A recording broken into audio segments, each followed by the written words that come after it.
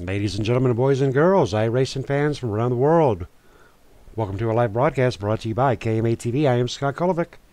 In the booth with me is my good friend Cody Lipster. How are you doing, Cody? Doing extremely well, Scott. How about yourself? Doing very well. Pleasure to be here. It is the first Sunday of the month, Cody. Go on and tell our fans about the first Sunday of the month and what we're doing out here tonight. Tonight we will be running 100 laps at Talladega for our monthly PAD 266. PAD is an organization founded by Mike Kaleny that he pretty well runs PAD. PAD is People Against Distracted Driving, and really their main focus is trying to get people to stop being so distracted with so many other devices, excluding what is happening in front of them, and really it's causing a lot of injuries and deaths around the world. Really, guys, put down the phones and, well, have a safe drive instead of endangering your life and others. Exactly right. A lot of good information right there. And as the night does wear on, Cody, we're going to be sharing more and more information as we do go along. Now, something our fans will notice is a lot of purple. Now, purple was the favorite color of Nikki Kaleny, dear departed daughter of Mike Kaleny.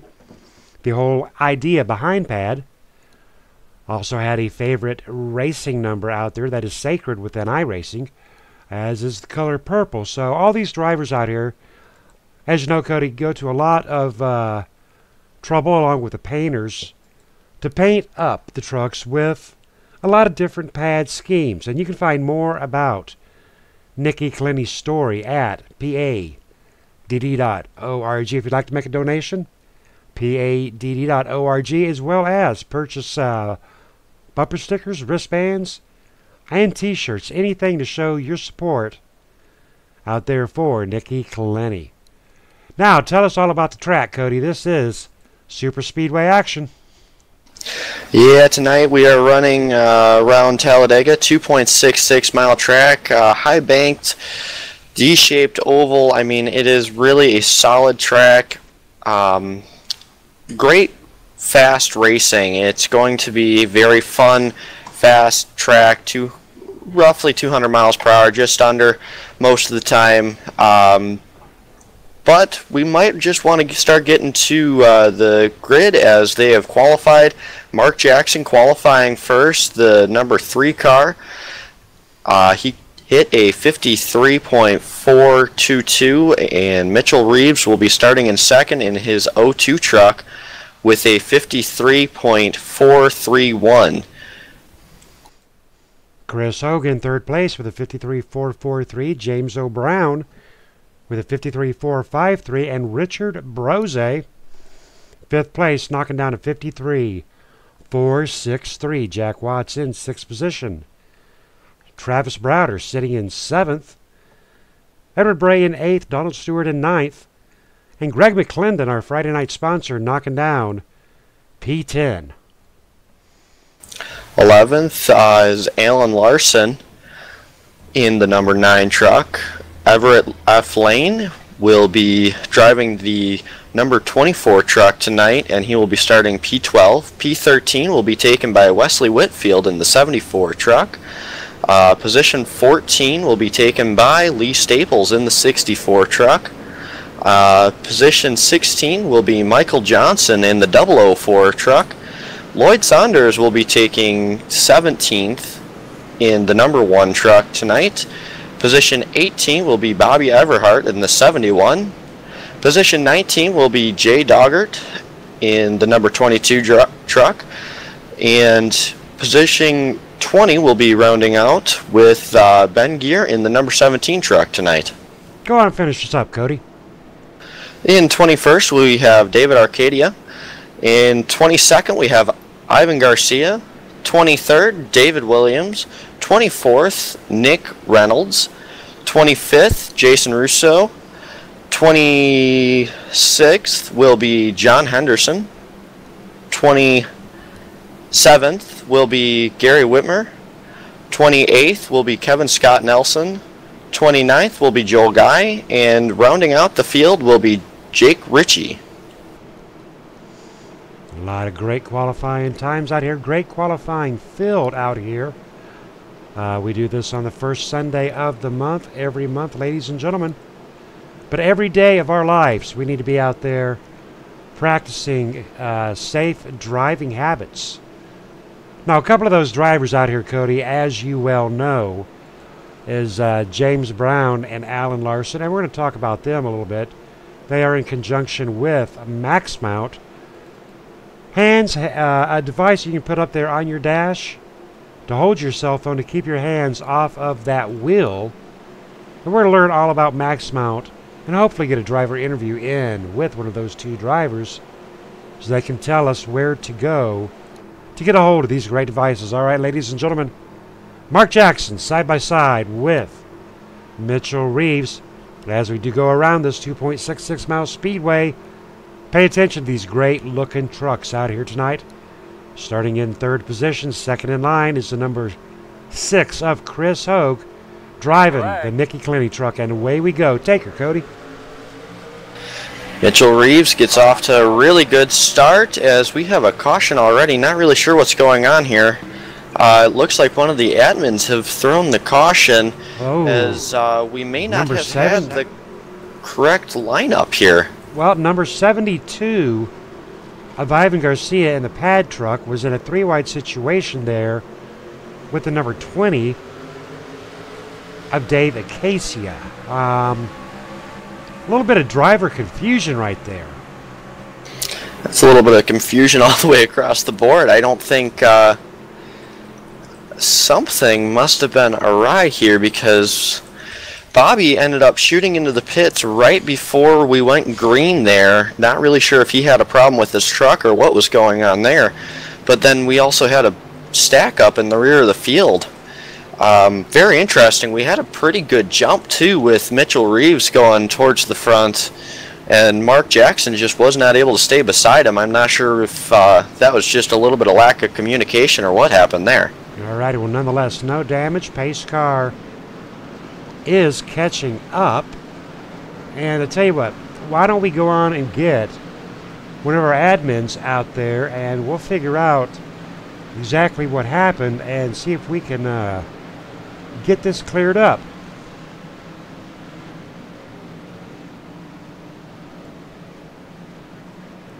How about it, Joel Guy? Have you got a copy? I got a copy on you, Scott. All right, a little bit of track confusion there on that start. What's going on down there? Well, we had somebody's equipment go south on them, and he wrecked a couple of trucks, damaged them. So we, the admins got together and we decided to throw a caution as soon as the green flag come out, so those drivers could go in and get their trucks repaired and get back out on the track with a clean truck for a fresh start. Alrighty, equipment failure. Was that would have been on Bobby Everhart? I'm in pit row. Yes, it was. It was on Bobby Everhart's equipment. He lost his steering.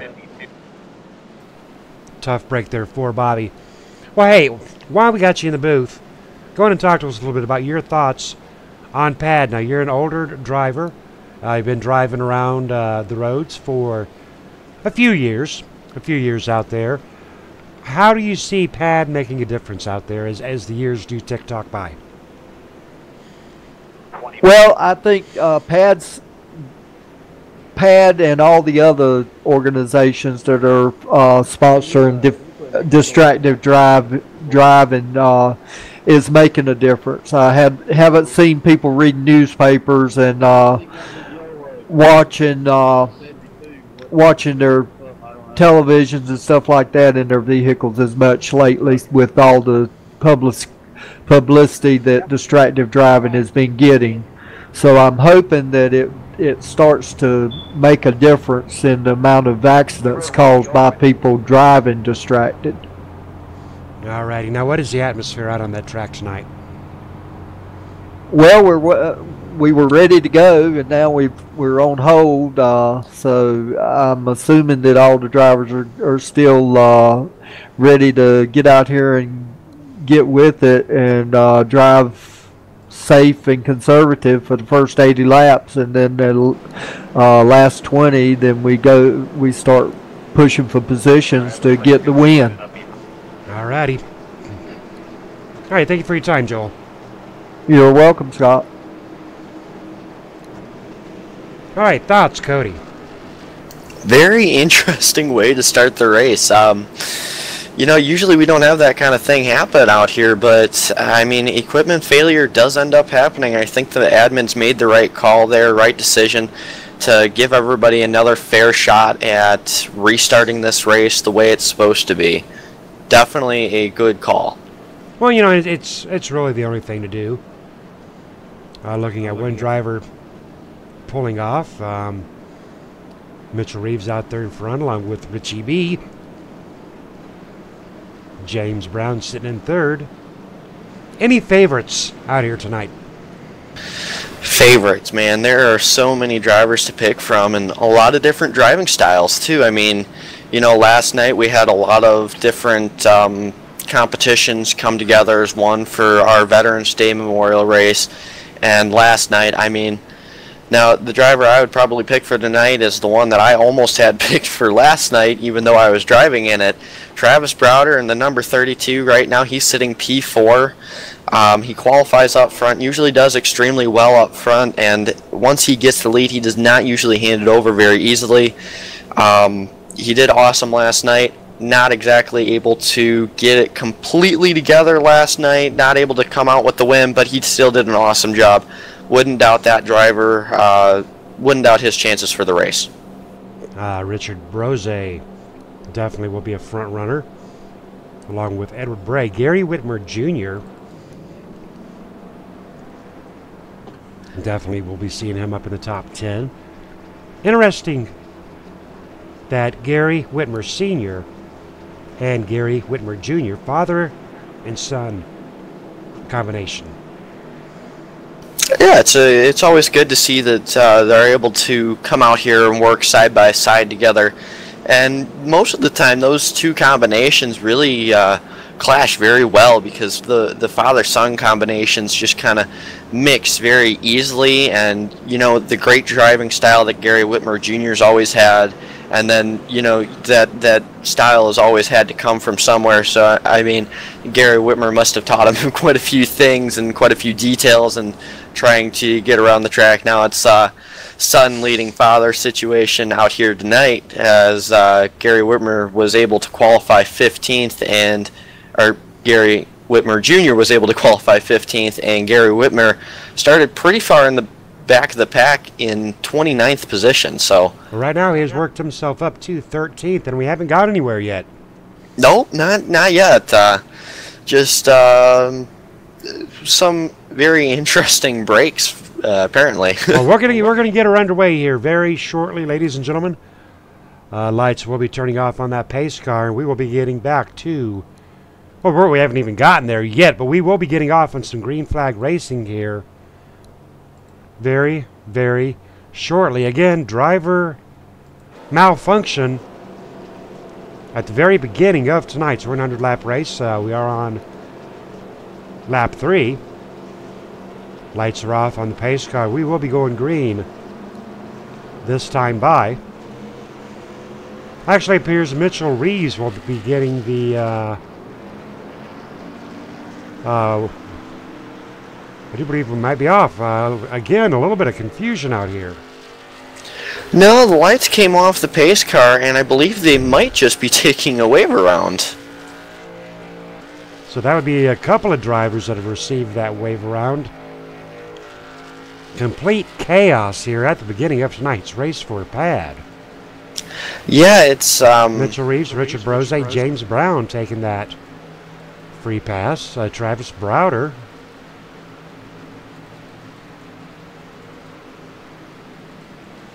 Right, they will figure it out very, very soon, but pace car is catching the field one more time. I'll tell you what, Cody, these drivers are going to have to figure this out very soon, because they have almost come to a standstill on the backstretch. Yeah, this is very interesting. I've never actually seen this happen before, except for one time when the pace car ended up counting them all as one lap down to begin with.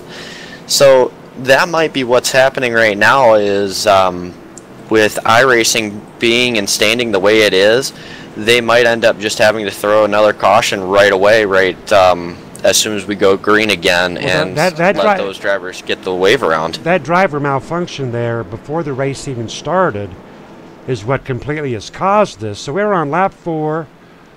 Lights are off on the pace car. We should be going to green flag this time by, Cody. But again, looking at the way these trucks are lined up out here, they are not in line-up formation. 4 or 5 drivers took their wave by. So that pace car is going in. Yeah, green flag is out and we're underway. I'm not 100% positive on what's going on here. Well, we're going to run with it. Yeah, it looks like we're going to continue on. Alrighty, so it'll take the 1 lap for the counters to trip back and get back to where they should be. But we are under green flag racing in the race for Pad.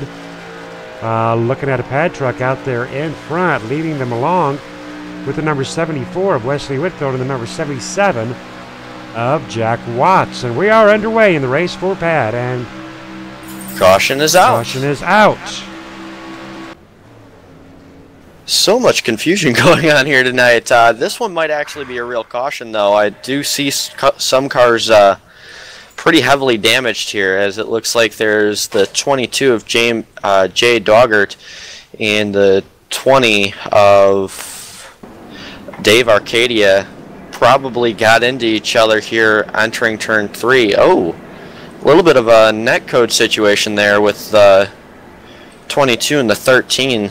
Looks like 22 may have gone up into the 13, or 13 came down, one of the two. Alrighty, well, I tell you what, we are off to an extremely rough start out here in the race for Pad. You and I up here in the booth, you know, it's all we could do but roll with the punches.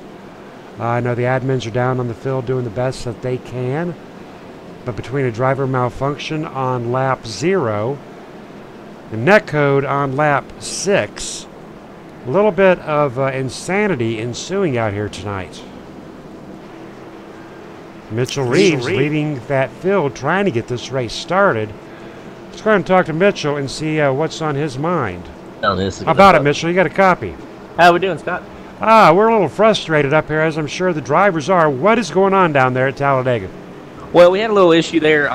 Looked like coming to the green flag the first time around. I think somebody's wheel maybe disconnected, and we had some damaged trucks there. And then we were going to do we did a manual caution coming to the green. However, what the iRacing deal is, if you throw a manual caution prior to all the trucks, cars, whatever, passing the finish line initially after the restart, iRacing kind of has a glitch where it will mess up the field. So right then, you know, we were at 1 to green coming back to our restart, and it waved a lot of the guys around and kind of caused an issue there. So we're getting it squared away here. All the lead lap guys are pitting. We're going to get everybody back on the lead lap and try it at it again. Alrighty, well, while I got you up here, talk to us about Mitchell Reeves. I understand you do some real-life racing out there, and your involvement, if any, and your support of PAD, People Against Distracted Driving. Yeah, definitely. We've just kind of finished up our racing season for this year. Just toning it down from drag racing and all. So come back here. We hadn't been on iRacing a lot. It's been glad to be back with a lot of the familiar faces. And yeah, definitely PAD, Protect Against Distracted Driving. I've been racing a lot of their races for many, many years. It's always been an absolute blast, as always. Mike Collini has a very special organization that has a lot of potential, and he's already shown a lot of his potential that it has, and it can do nothing but grow. He has really helped the iRacing community through the passing of his daughter, Nikki, who kind of in spirits has lived on through iRacing, and it's kind of cool to be a part of something that you can just kind of bring a spirit back and put a smile to some people's faces. So it's always fun to support something like that. All right, no doubt. And while we are killing a little bit of time out here, still waiting to get in a green flag lap, tell us all about Southeast. Well, Southeast Motorsports, just a whole bunch of down-home rednecks that don't know much more than turning left and hitting the gas decently. Jack Watts is one of them. Even though he lives in California, we kind of just give him the break because we feel sorry for him. But other than that, you got Mark Jackson, Nick Reynolds, a great friend of mine. Wesley Whitfield, just a couple guys that are in here tonight, and we love super speedway racing. We love racing at KMA, and we'd like to bring them a win here tonight. I know Nick won the last one, and maybe we can keep the streak going. All righty, copy that. Good luck to you, and we'll eventually get her going. Thank you, Southeast out. All right, Cody, off to a rough start, but I'm telling you, once these drivers do get her going, they will get her going. Right there in the number 9 is Alan Larson in the Max Mount.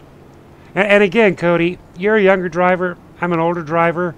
What kind of temptations do you face as a driver in the 20-ish range out there with distracted driving?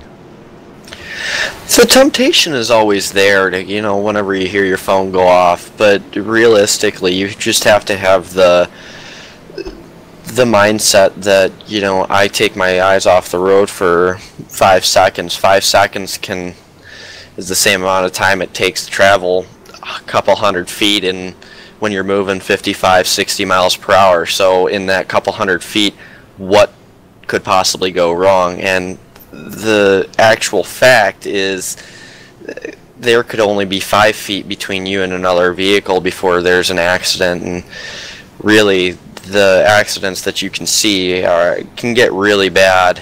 And just as a younger driver myself, I know I don't have the experience to say that I can do this confidently, and even for those more experienced, they shouldn't be able to say that, because if you're able to do it confidently, that means you've practiced at it, and if you practiced at it, you've put so many other people in danger, not only yourself. Absolutely. And I tell you what, you know, it's just not about the phones.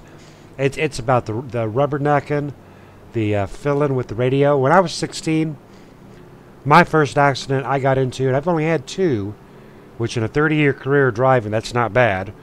But my first accident I had at 16, fiddling with the radio, wet road, following my girlfriend in her car, and I'm fiddling with the radio, and she hit those brakes to avoid another driver. I looked up, and I'm sitting in her back seat, basically, you know, with my car and all, in her back seat. So, you know, it's just not about the phones. There are so many distractions out there, and the cars are getting faster. We're getting more and more traffic. It's just dangerous out there. Yeah, you've always kind of got to keep a defensive eye, especially, you know, with the modern era and the modern times. Everybody's always checking their phone or playing on Facebook or, you know, playing with the radio. And I mean, some of the fancy touch screens that they've got in vehicles now, I know I have mine, but I always, if I know I'm looking at it too much, I'll just turn it off completely and make sure that I don't look at it, because in those case and scenarios, that's when the bad stuff can get even worse. I mean, the rainy roads, the wet slipperiness, people are following each other too close, and then all of a sudden, ding, phone goes off, you look down, you look back up, and you're already in an accident. It just happens that fast. Lights are off of the pace car. We're on lap 9 of 100, yet to run a green flag lap due to a mechanical error on the number 71 of Bobby Everhart, and due to iRacing not being able to get the caution that was manually thrown by the admins in order to correct another situation. Hopefully this time we're going to get down to some green flag racing and a green flag start. The race has basically been delayed by about 20 minutes here due to cautionary laps here. We will be taking lap 9, lap 10. So this 100-lap race just got turned into a 90-lap race. What do you think? Yeah, it makes fuel strategy a lot easier, and now that we finally have all 27 cars back on the lead lap and ready to rock and roll, it certainly has kind of turned everything topsy-turvy. The qualifying positions have completely changed. The fuel strategy is completely changed. But right now we got the 72 of Ivan Garcia sitting on the pole position and Alan Larson sitting in second. So going to be interesting to see whether or not we're able to finally get this one completely straight and going. Now, hopefully, this will not add an edginess to the field. Either way it goes, we got a good race coming to you, but oftentimes these little delays will screw us up, and away they go. Ivan Garcia with a big jump out there on Mark Jackson. Mark Jackson side by side with Alan Larson. Mitchell Reeves, second truck in that middle lane.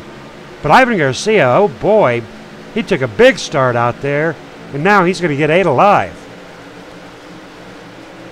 Yep. Oh, there goes Mark up to the top line. I thought he was going to push Ivan there for a second, but... well, Mark had that momentum going on him. Oh, he had huge momentum, huge run. I mean, there's no reason he had that he couldn't have taken that run. I mean, if he would have hit Ivan at the speed that he was going, he probably would have turned him, and that would not have ended well for the leaders of the pack here.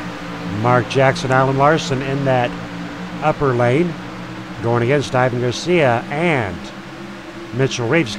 I tell you, you see Mitchell Reeves a mile away in that sharp green Chevy Silverado, looking very good. Richard Brose, Alan Larson holding their own. Lee Staples, James O'Brown, and Donald Stewart rounding out our top 8 in that first pack. Yeah, the pack is really separated out already, and it's probably a good thing here that the pack kind of can separate out. I mean, I know it can change in an instant and just kind of collapse right back together, but right now we got Alan Larson up on the third line here, as it looks like he may have had an overheating issue, possibly. That's primarily the only reason why I usually see somebody go from...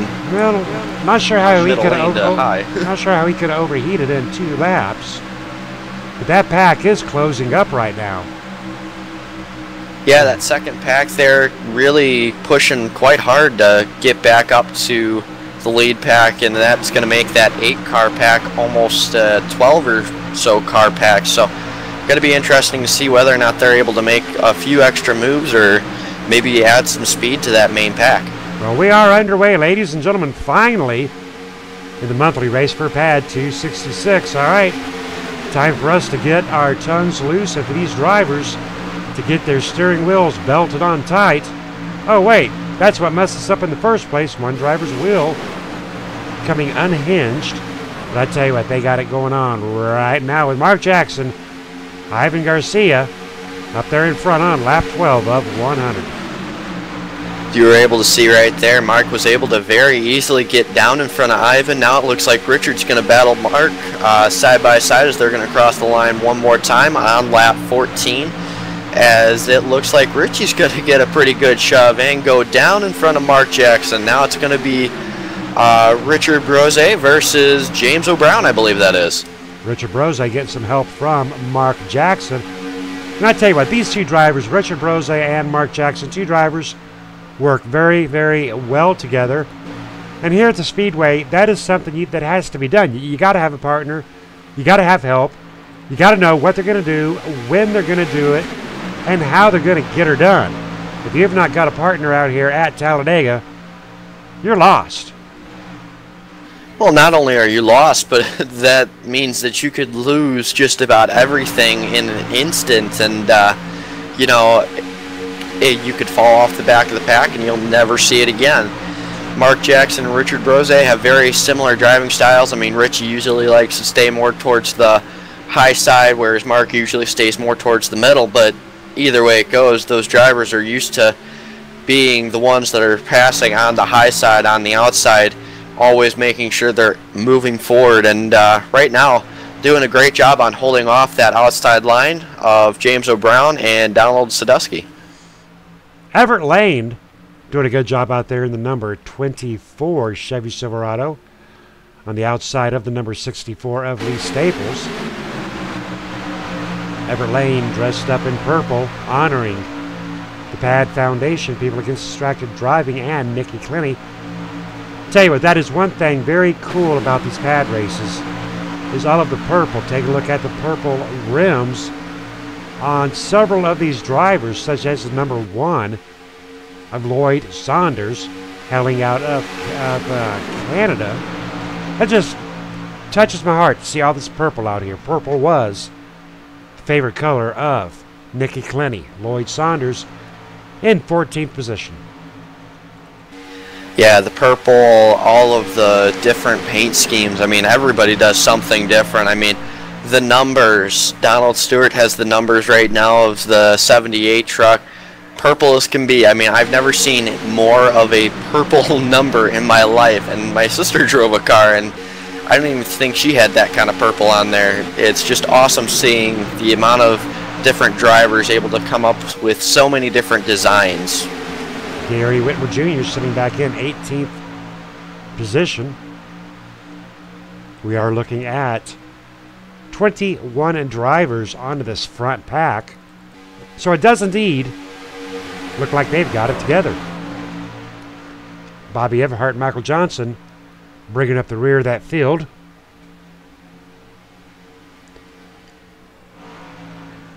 Yeah, you got, well, 21 drivers within 1 second of each other, so they're really moving it right now as Talladega really starting to click off some laps here. They know their fuel strategy. As long as they're able to pit on 40, they should be able to pit on 60 and then make it to, or 70, my bad, 70 and make it to the end. I mean, really the fuel strategy, quite simple. Everybody should be on the same strategy by now. The momentum should be moving forward. I mean, as long as we don't see another caution, we should be perfectly fine with running this race completely to the end. Well, and it's not unusual for a pad race to go caution-free. Dave Acacia in the number 20. Mark Jackson losing his motor, blew it up right there. Number 3 truck going to be going into the pit road, as now it's going to leave Richard Brose out there in that front low lane with absolutely no help. Now it looks like James Brown's going to jump down as Donald Stewart's going to be pushed to the lead and further. Tough break there for Mark Jackson. Donald Stewart up in front, side by side with the number 32 of Travis Browder. Jack Watts representing Southeast, showing his support for pad. Ever Lane working himself up into 4th position. Man, you know, 1 lap ago, Richard Brose was leading the pack, and now he's sitting back in 8th, and that all happens. It just happens so fast around this 2.66 mile track. It's just instantaneous where he's there, and then all of a sudden the help disappears from behind you. It just blows up, and then, man, happens so quickly around here. But you know, and Richard Brose actually supporting a brand new paint scheme out there. Give him hell, brought to you by Over the Top Paints and Designs. The Demon, Richard Brose, the Demon, getting a push from number 72 of Ivan Garcia, as the number 1 of Lloyd Saunders dips down in front. Richard Brose up into that secondary lane.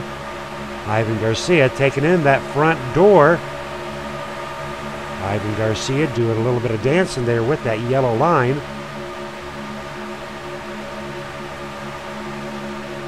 Give a little bump there too, the number 1.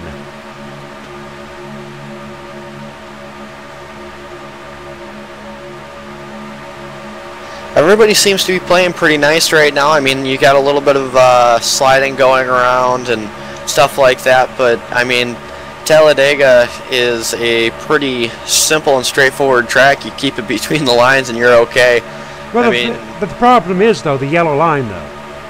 Yeah, that yellow line will bite you and it'll get at you and stuff like that. That's why, you know, most of the time the drivers try to stay off of it, but at the same time, when you're too wide like this, a lot of the times the drivers on top know they can pressure the guys on bottom, and almost most of the time they'll make a mistake on bottom, but there again, you know, you're working with some of the best in the business here in KMA Racing, and these drivers definitely brought their A game. They're moving around just a little bit more than what I usually see, but that also could be because they're getting hot. I mean, these trucks they're overheating a lot recently, and I know that that's really what took Mark Jackson out there.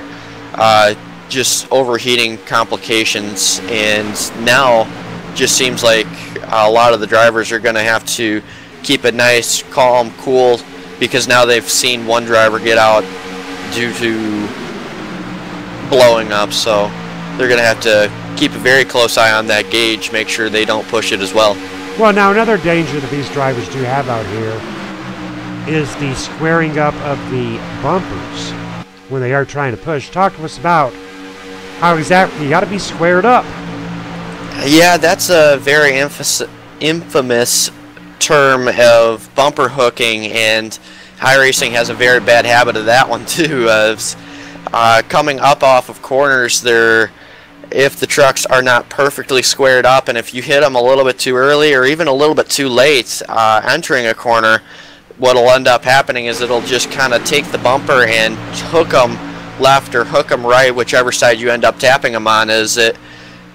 You see Mitchell Reeves and Richard Brose, they're kind of swapping around positions, kind of leaning out towards one side or the other. If Mitchell Reeves were to bump him in the right quarter panel or into the right side of the bumper, it would put him straight into the wall, and that's never a good thing. It'll bring out a caution almost instantaneously, as it's just a very bad situation.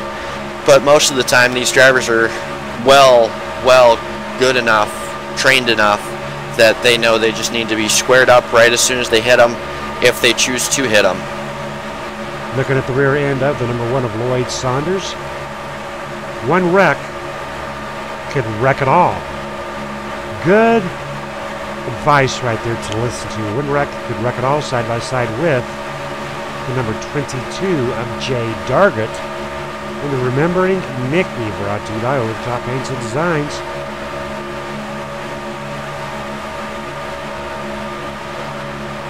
Did want to look at one special driver out here, supporting pad.org, Kevin Scott Nelson, and the Christmas pad truck. Possibly a little bit premature, but I tell you what, ho ho ho, 'tis the season to support pad 24/7, 12 months a day, 12 months a year, 365 days a year, and Kevin Scott Nelson riding along in the Christmas edition of the pad.org. Yeah, I wouldn't say it's quite too early. I mean, really looking at it, Christmas is like 50 some days away or something like that. But oh, you hush.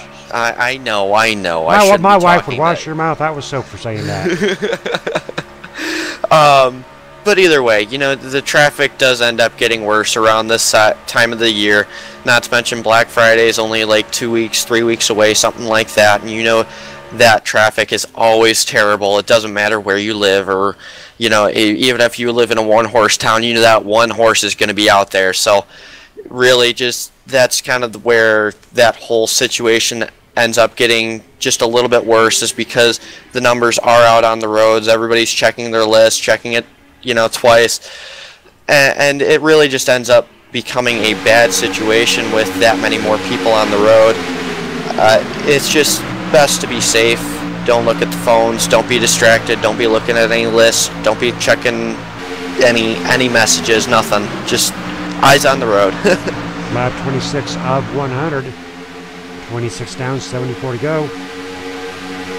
Marlene White out there showing her support for her man Lloyd. John showing his support out there for Ivan Garcia, rooting on Ivan.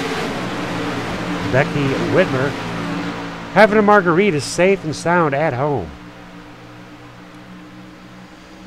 Also want to give a little bit of information about Becky Whitmer. Becky Whitmer telling me the pad quilt that she is making will soon be done and will go up for auction, with all of the winnings going to pad. It will be a wall quilt. So I'm assuming that means like a decorative wall hanging type quilt. But it is going up for an auction. And that will be done by Becky Whitmer. And I tell you what, Becky Whitmer gifted me a KMA TV quilt recently. And I tell you what, these quilts put out by Becky Whitmer, they are of the utmost finest material. They are done by hand, Love and care, I tell you what. And I reckon this pad quilt, Cody, I reckon it will end up bringing a nice little chunk of change there for Pad. So a big shout out there to Becky Whitmer.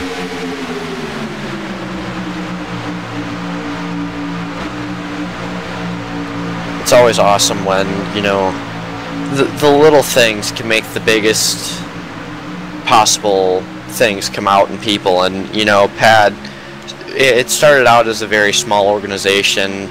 I believe it was 4 years ago.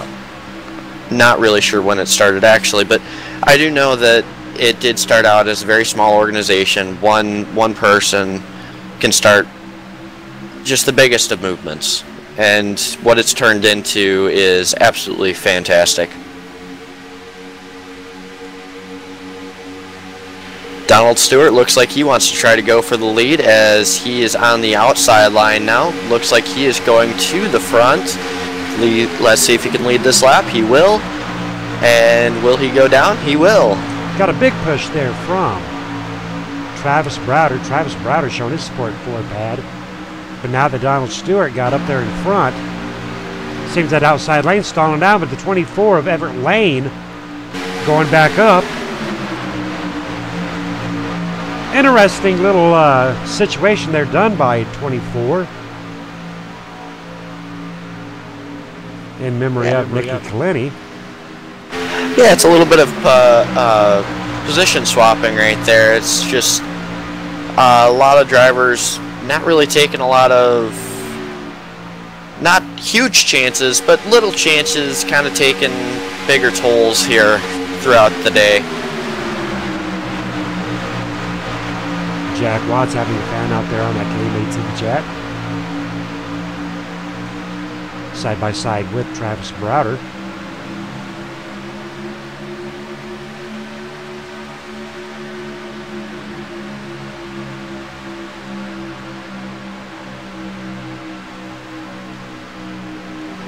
Greg McClendon, our Friday night sponsor, worked his way up to third position in the Pad truck.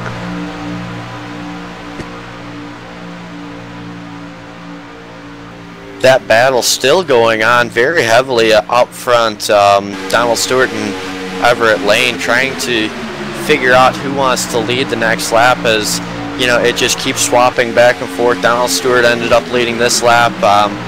Everett, we're going to have to see if he can lead the next one as they're going through 1 and 2. It just seems like the outside line just gets such a huge run down the backstretch. And, I mean, it's just astounding to see how far up they can get, but at the same time still not complete the pass. Outside line, just not barely able to make it work. Need a couple more people or a little bit harder pushing to try to get Everett Lane up into that lead position. Now talk to me about the speeds and the lap time. The lap times they're running are extremely quick actually right now. They're running 48.8, roughly 48, low 48.8s. That last lap done by Everett Lane was a 48.805, and they're hitting 105 in the corners, and that is the slowest part of the corner, is 195 miles per hour. 195 miles per hour is quite a bit faster than what most people think it is, especially once you start hearing that by the point in which they are done at the end of the straightaways, they are barely hitting 199. So amazing speeds put out here by these drivers, yet the last lap separated Everett and Donald by 0.005 of a second. That's just slightly faster than what you can snap your fingers. So most of these drivers out here are doing a phenomenal job driving maybe 1.5 to 2 feet away from each other. I mean, to the point where you could reach out your window net and touch the car next to you at 190 plus miles per hour. Riding in truck with Jason Russo. He is topping at 198 into a 3-wide situation, and we're in car with a wreck happening. Wreck may have happened, but no caution has flown. No caution. There it is. And we were right on top of that, Cody, in truck with Jason Russo.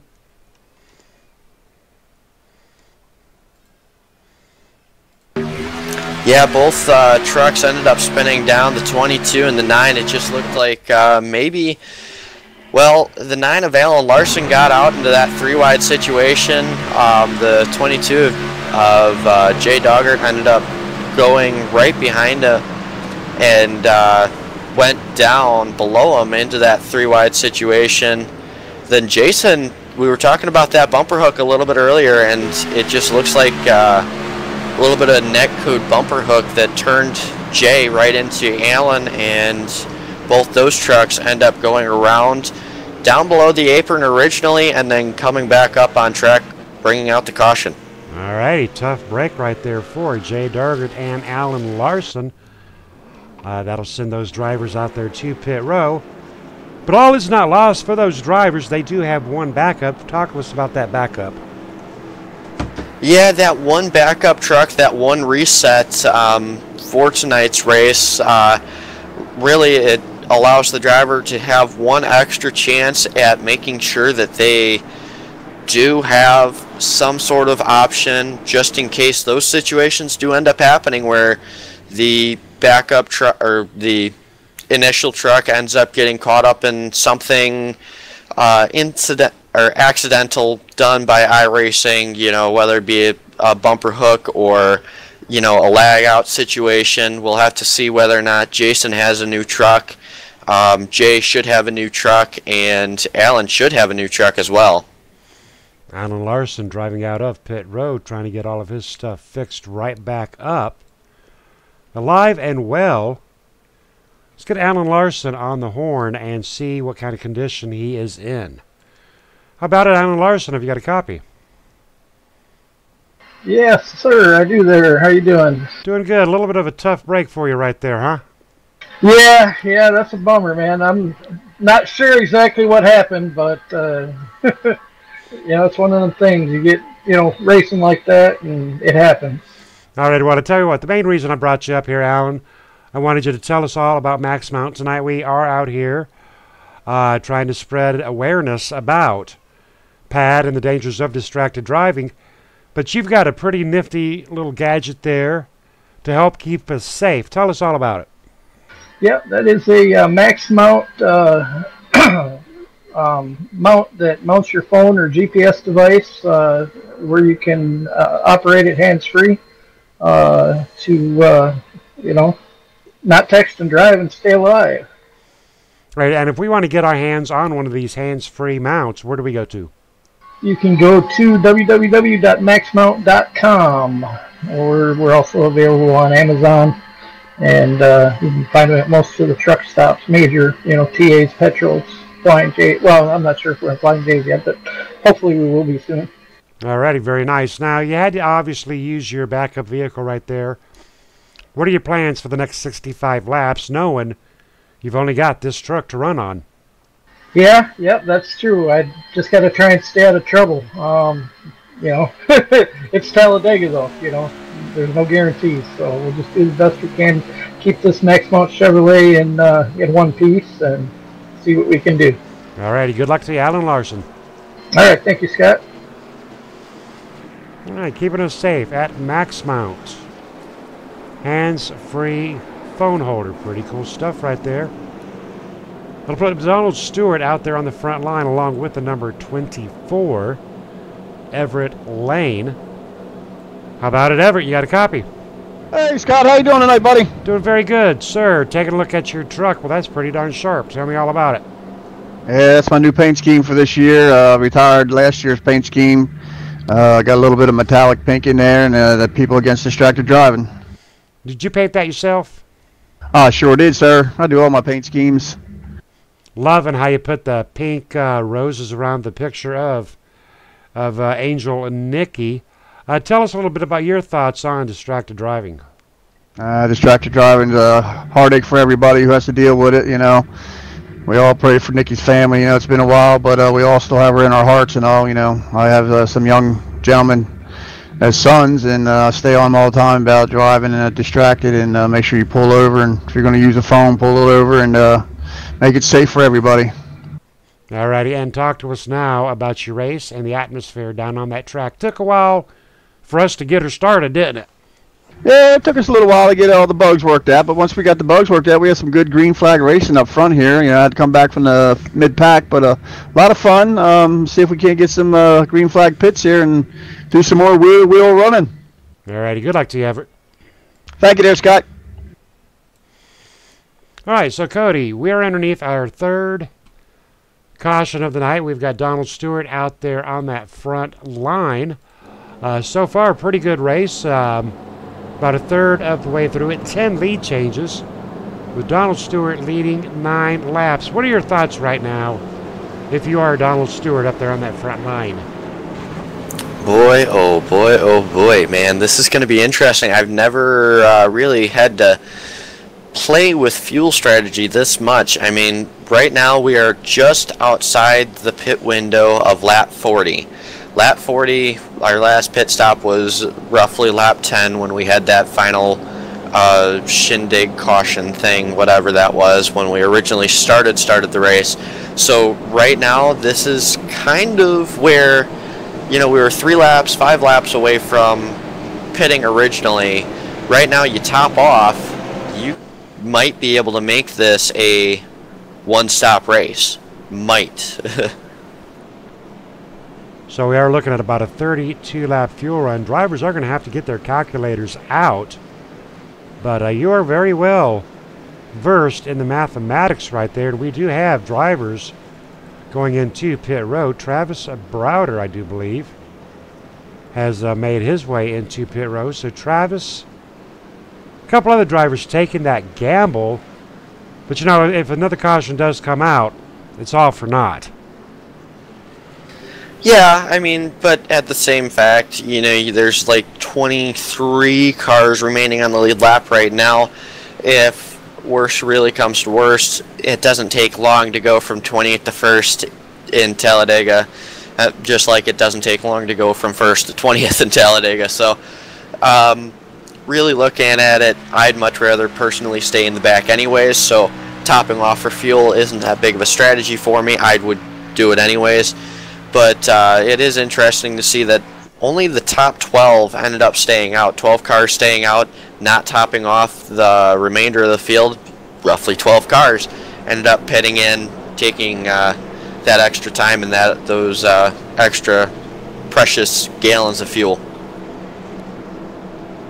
Now we should have a couple of drivers getting the free pass. I do believe Gary Whitmer, Jay Dargett, and Ivan Garcia should be getting that free pass.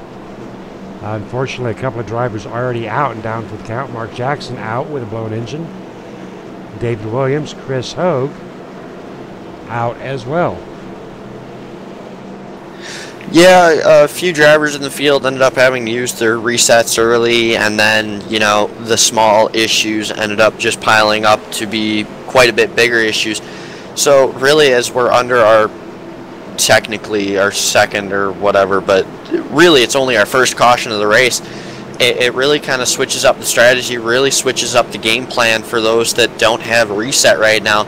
So those that don't have to be very mindful and cautious as we are getting ready to go green here. Pace car is off. And we are going back to green. Took me by surprise right there. Donald Stewart, Everett Lane, Ben Gear, James Brown, Mitchell Reeves, and Gary Whitmer Jr., our top 6. Now, Bobby Everhart in that number 71 Coma, he was the driver that had the malfunction there at the beginning, has come back from that, worked his way up to 7th position. Pretty impressive.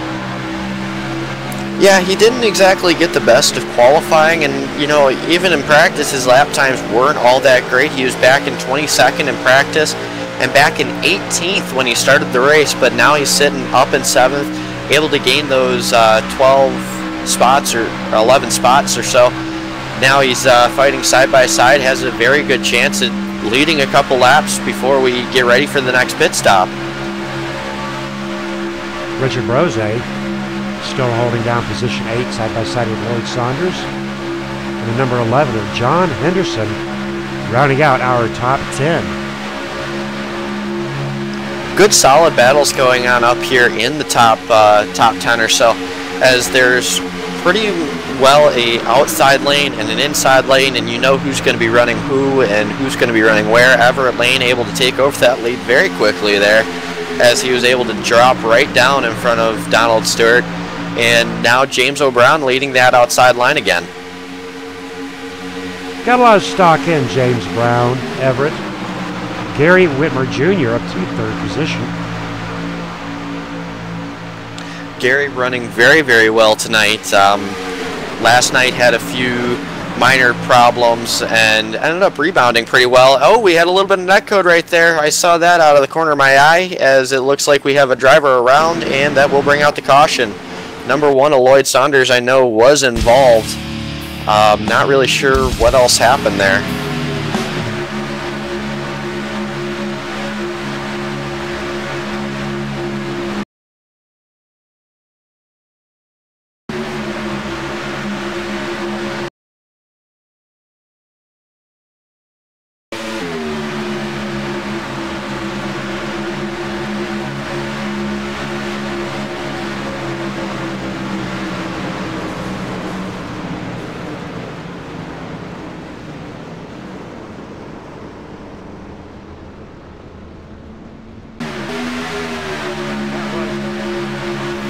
Yeah, that definitely ended up taking out quite a few people, more towards the back of the pack there, especially towards the end of that caution. It just seemed like there was just a lot that was happening. Even during, in the middle of that wreck, it just seemed like everything was going to be okay, but then it ended up heading towards the second part of that pack, and yeah, I got a pretty good feeling there might be a couple of the drivers out of the race after that one. Significant damage there on the number 1 of Lloyd Saunders. Underneath our 4th caution of the night. Tough break there for Lloyd. Tough break there for John Henderson. Yeah, it does not look like John is going to be able to continue to run the races. I do believe he used his backup truck earlier on in the night. Definitely looks like, though, most of the other drivers should be able to get it repaired, get it back out there. Dave Acacia in pit road needing to take a backup vehicle. All right, Cody, I'll tell you what, sounds like a very good time for a couple of commercials, and we'll be right back with you. 10-4.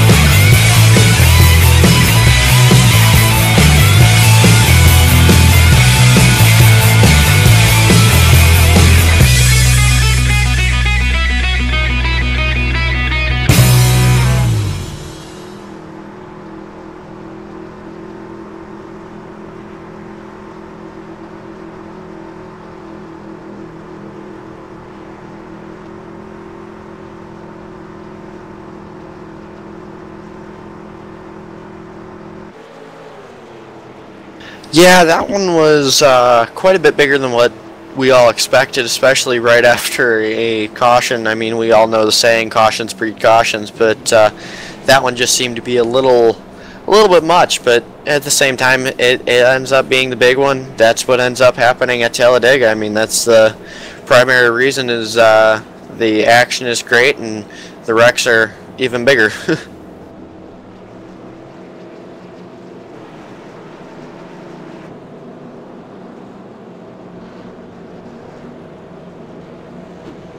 Hey Scott, how you doing? This is John Hendricks over the top paints and the Zons. Pat M&M's Tundras pretty good tonight. Try to stay out of trouble, stay out of the wrecks, and hopefully we'll have a good, fun race for sure. For put on a show for all the fans.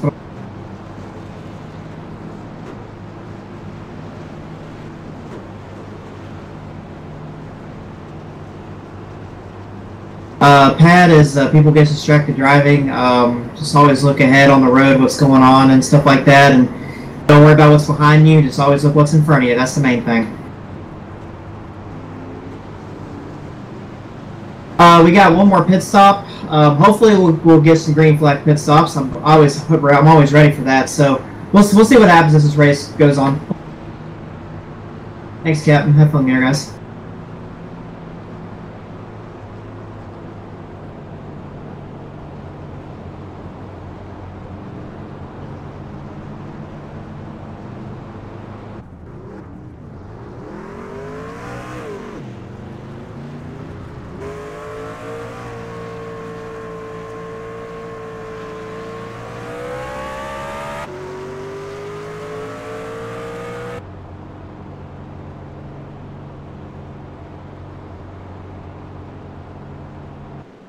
A little bit strange. I really don't know. I mean, you know, last month we had the October, the Spooktacular and stuff like that. This has been one of the more spooky starts we've had to a pad race in a long time. So good to see that we're able to recover and rebound, though. That's always a positive thing. And now that we did get our first good green flag run in, that was almost 30 laps. It was 25 or so. But now that we're running pretty clean and soon to be green here, lap 43. I'm liking where we're sitting, though. I mean, this definitely switches up pit strategy. You can definitely make it on one stop, but do you choose to short pit on now? Going to be interesting to see who decides to do what. Well, you know, it wouldn't have surprised me at all if they ran caution-free from here on out.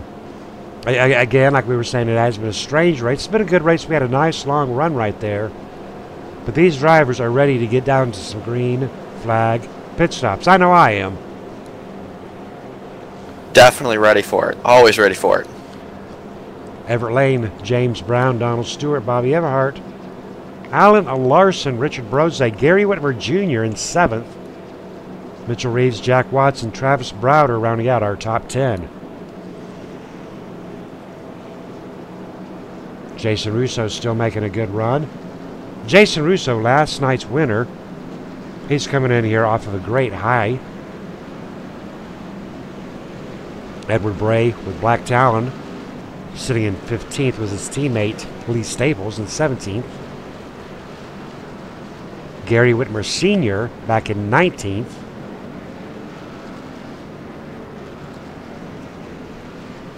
Ivan Garcia 2 laps down in 22nd. 21 cars still on the lead lap, which is a very good sign. But of those 22, we have Everett Lane leading the field, James O'Brown sitting in 2nd, Donald Stewart sitting in 3rd, and Bobby sitting in 4th. Rounding out your top 5 is Alan Larson, and lights are definitely off the pace car. We are getting ready and set for a hopefully a nice long green flag run. If this does end up going green, it's going to come down to pit strategy and who's going to pit with who. Going to definitely see who's going to separate out the field, who's going to be going with who. Definitely expect Everett to work with James or Donald or Bobby. One of those fours. They usually work pretty well together.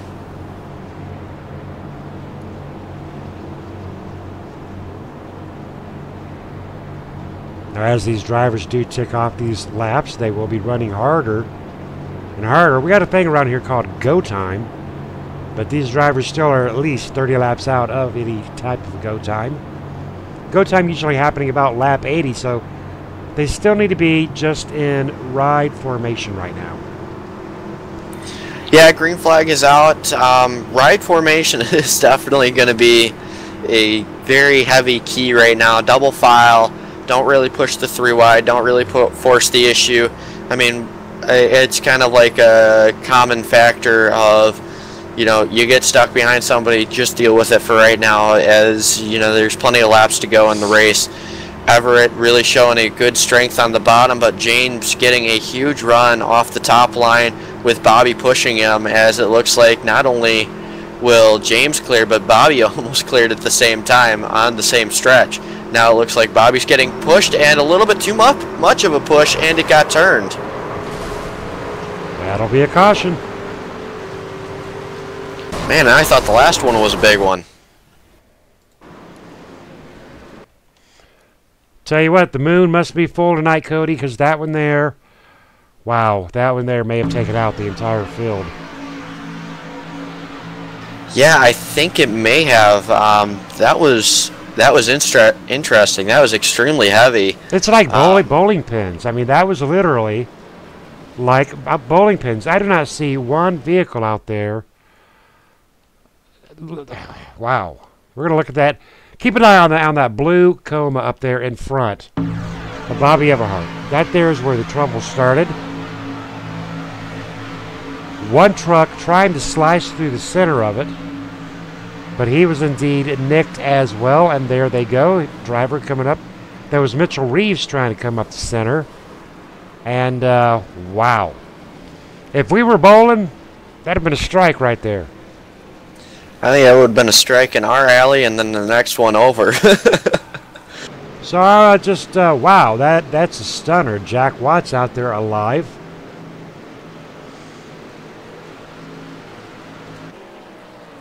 Not seeing any damage on the 77 of Jack Watts. Donald Stewart with a clean front end, but Donald Stewart making his way into pit row.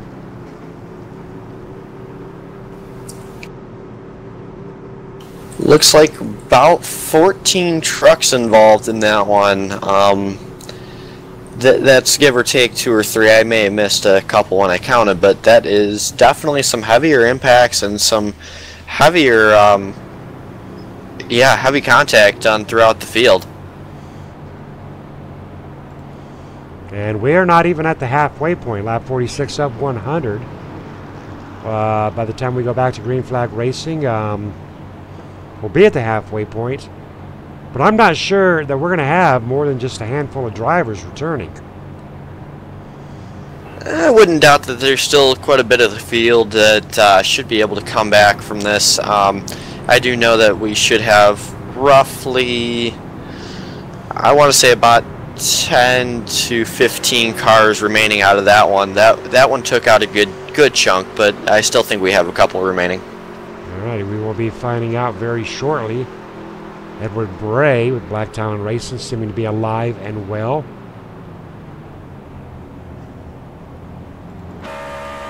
Kevin Scott Nelson in the ChristmasPad.org with a crinkled up front end. Mitchell Reeves in and out of pit row with a clean truck. Gary Whitmer Sr. making his way out of pit row. No worse for wear. Greg McClendon torn up beyond repair. Greg McClendon definitely should be making his way into pit row. Gary Whitmer Jr. with a clean truck.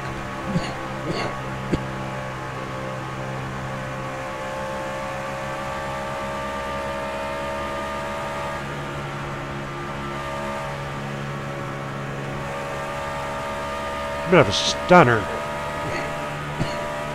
Yeah, this is quite unusual night out here tonight. I mean, this is outstanding to see. I mean, it's still great racing out front, and we've seen some good side-by-side action, even get some good 3-wide action, but that was out there, that's for sure.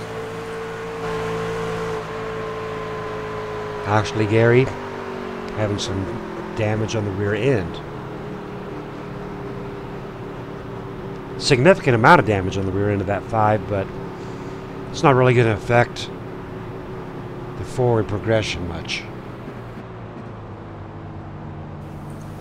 Yeah, I wouldn't worry much about the rear end damage. He's got a little bit on the left front. Nothing too major though.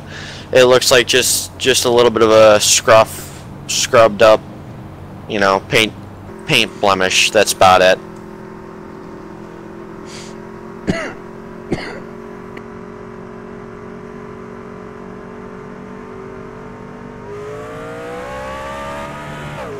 Joel Guy making his way out of pit row.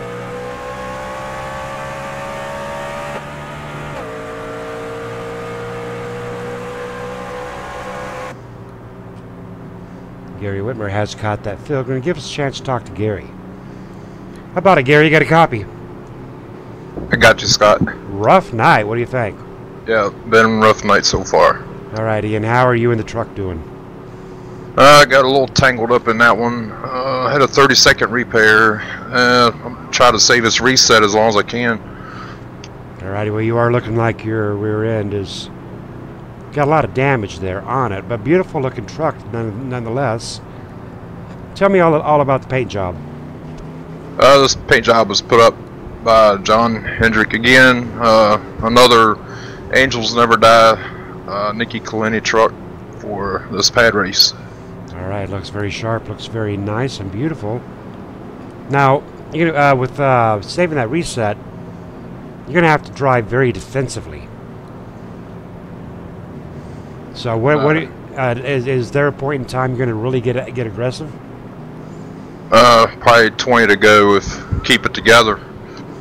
Alright, so you got about 32 laps till you get busy and one more pit stop. Yep. Alrighty, good luck to you. That's the plan. Alright, good luck to you, Gary. Alright, thanks, Scott.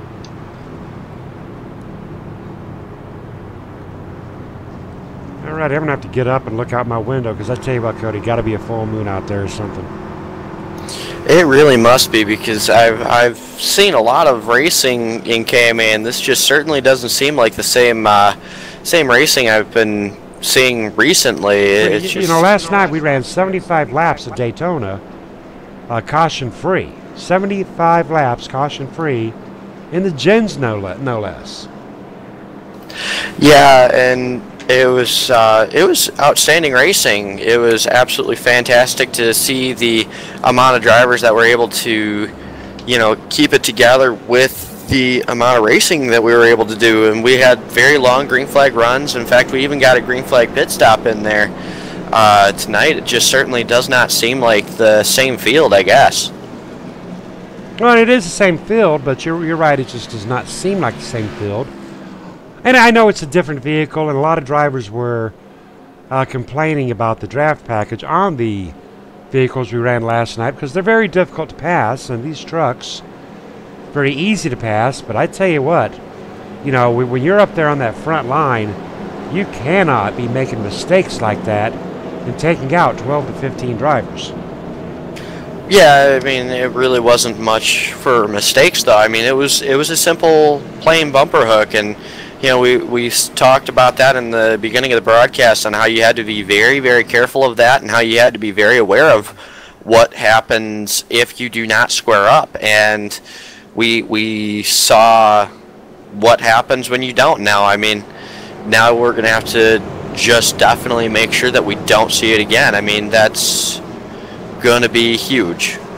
All right, do you think we're done with these cautions now, Cody?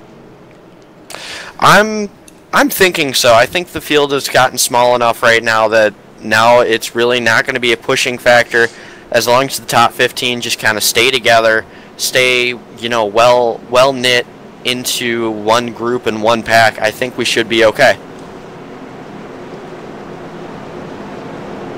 Alrighty, well, we're going to try it one more time. I know the fans are getting a little bit restless with the amount of cautions. 5 cautions.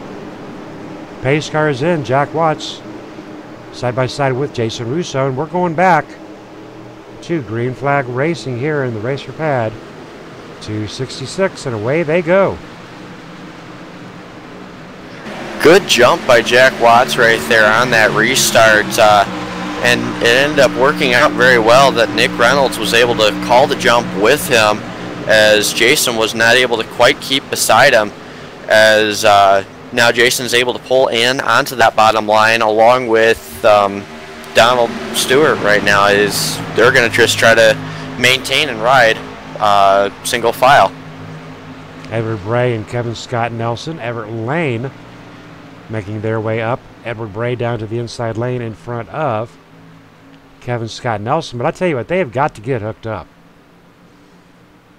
Definitely. They need to single file out. They need to line up and start catching those leaders if they want to maintain their chances and maintain their pace. Kevin Scott Nelson might have a black flag possibly going into pit road. Alrighty, that's absolutely true. Jack Watson and Nick Reynolds almost leaving that inside door open there for Jason Russo. Edward Bray onto that outside lane with Everett Lane, and Jack Watts and Nick Reynolds doing the switch. That'll put Jack Watts up there. We are 3 wide. Jack Watts going towards the rear.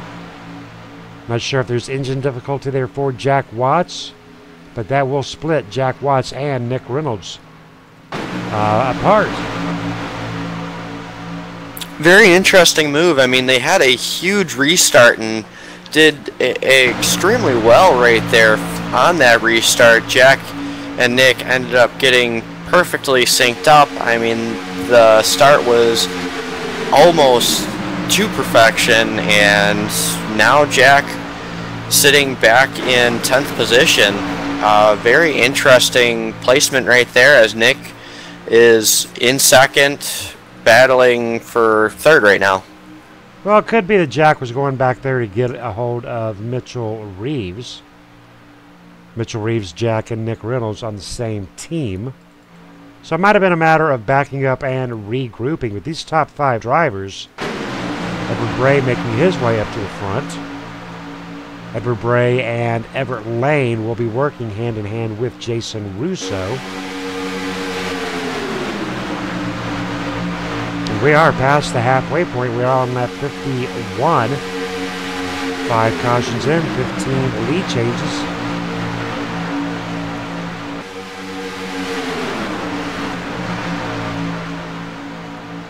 Everything's starting to shape up, as looks like we should be getting a pretty nice green flag run here. We've kind of separated the field into two smaller packs here.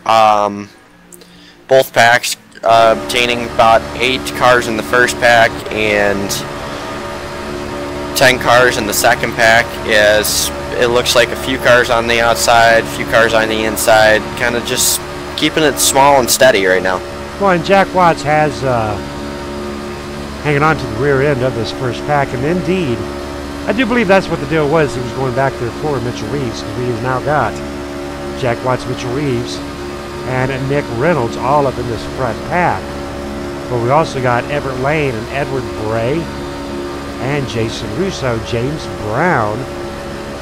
Great looking front pack. I do not believe this front pack is going to bring out the next caution. I got a pretty good feeling it won't either. Really, I don't see anybody in the field that would bring out the next caution, but right now I do see that Jack Watts is losing the pack quite rapidly. And it certainly seems to... Mitchell Reeves possibly going back for him. Yeah, it might just be that he might have to drop back now. I don't know what Jack's issue would have been right there, but Edward Bray up in front ends up switching to the high line there for a moment. Now it looks like the low line is just occupied by 2 vehicles. Well, we have broken up into 3 distinct packs, with Mitchell and Jack being the stragglers. Now it seems our middle pack, being led by Greg McClendon, will catch and add to the duo of Jack and Mitchell. There is strength in numbers out here at Talladega, folks. Yeah, you never want to be the lone car, but at the same time, you don't want to be the car that makes that a one too many vehicle pack, so you really got to kind of pay attention to who you're with and how you're going to drive around them. So right now we seem to have pretty solid looking packs, as everything just kind of seems like it's single filed out, all except for the front 5. Well, those front 5, you know, they need to really focus on getting up and getting on out of Dodge. You know, but Mitchell and Jack, here they come. They have caught that draft. Mitchell on a big run, getting a very nice pull onto that inside lane. Yeah, it looks like they were able to catch very quickly there. So now it seems to be 3 Southeast versus a couple of KMA and some more. So it looks like Jason Russo is on the bottom lane pushing Nick Reynolds, as it looks like Mitchell Reeves and Jack Watts are going to try to give him a little bit of help here. 7 drivers up in this front pack.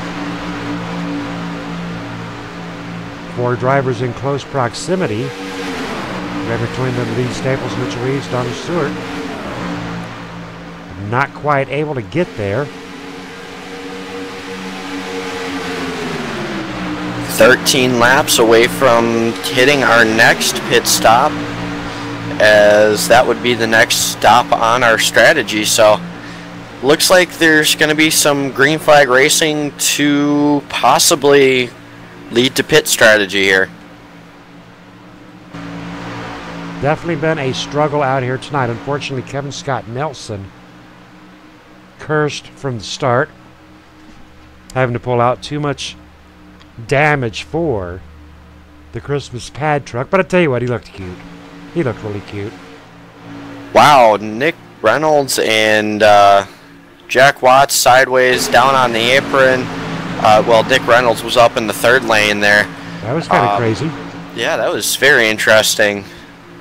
Not really sure what happened there. Jack Watts way below that yellow line. Jack Watts driving below that yellow line. Yeah, it was Mitchell Reeves ended up getting bumper hooked maybe by Jack. Yeah, got really sideways, got down onto the apron, not really bringing out a caution. He kept it straight, so now it looks like they're going to have to try to either maintain with another pack or try to regain and regroup with themselves. Well, that'll put them about 2 seconds back. 2 seconds is not too excruciatingly painful to try to get back from, but it will take a lot of work and quite a bit of strategy to try to figure out how they're going to get it back up to where they need to be. Greg McClendon's still in it with a busted up front end, but holding his own. Lee Staples pushing on Greg McClendon. Travis Browder still in it. Still a lot of drivers that are still in it. I mean, there's a lot of, you know, it's a lot of smaller groups, but at the same time, you kind of have set your fate as to who you're going to work with from here on, as you're able to see now where the packs are broken up, who they're going to be working with, and who they're going to be working around. So now it's just a matter of communicating with the drivers that you got to communicate with and see who wants to do what for how long they want to try to work with you. 10 laps away from fuel strategy, pitting, going to be an interesting one, I'll tell you that much. Nick Reynolds taking the lead, Edward Bray taking that lead right back. Jason Russo hooked up with Edward Bray. That'll put James Brown to be hooked up with Nick Reynolds on the inside as they come around. Number 17 of Ben Gear, 1 lap down.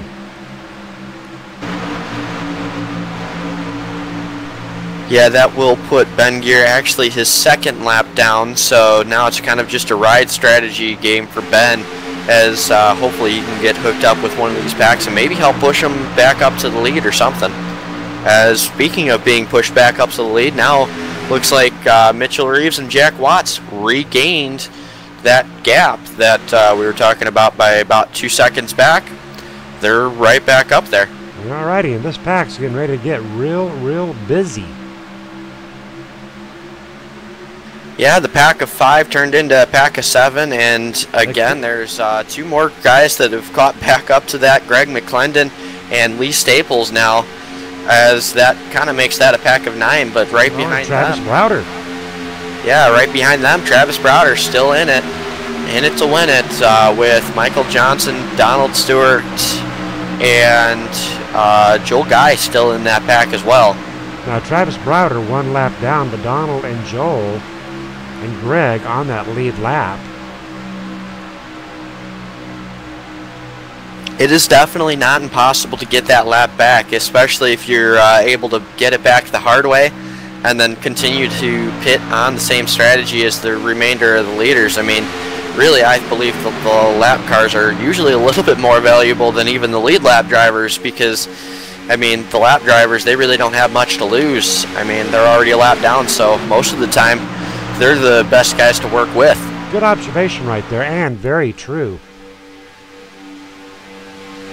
Now the 66 Edward Bray was able to cut down in front of the 54 of Nick Reynolds, as now Jason Russo in the 14. He is trying to work on that outside line, not quite able to get the runs that him and Ed were getting, but in the same pace, we are also watching Mitchell Reeves and Jack Watts on the inside or outside lane, while James O'Brown is really helping out that inside lane with Nick Reynolds, just trying to maintain their pace. And again, partnership, it is just everything out here. Everybody out here at this point in time, 5 cautions in, 63 laps in, everybody knows who everybody is going to go with and be with. And as this race does go on, we'll probably end up seeing a little bit of blocking. I wouldn't doubt it. I mean, once it comes down to go time, once they finalize their pit stops, once they get everything set up to go to the end, that's where you're going to start seeing the blocking. I mean, we saw it last night.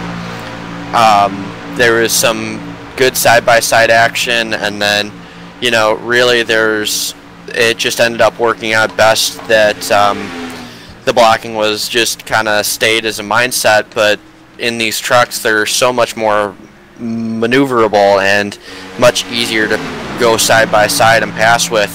It's just going to be interesting to see if they can maintain the momentum while being blocked, and that's where the third line might just end up coming in late in the race. Haven't seen a lot of 3-wide action as of yet.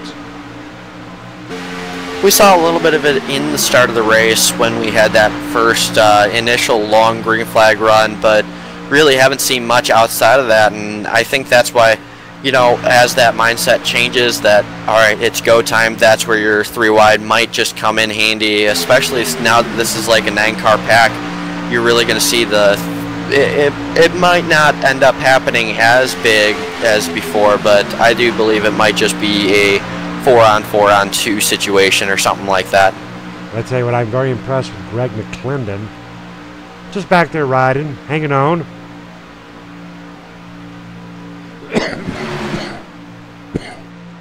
Yeah, it's always good to sit back, relax, kind of just ride with the group and be able to maintain where you need to be. Just kind of sit there and relax, not really push too hard, not go too far. I mean, you know you've got to stop in about 4 laps or so. So really just kind of sit there, sit with the mindset, stick with it, and wait for it to kind of count you down.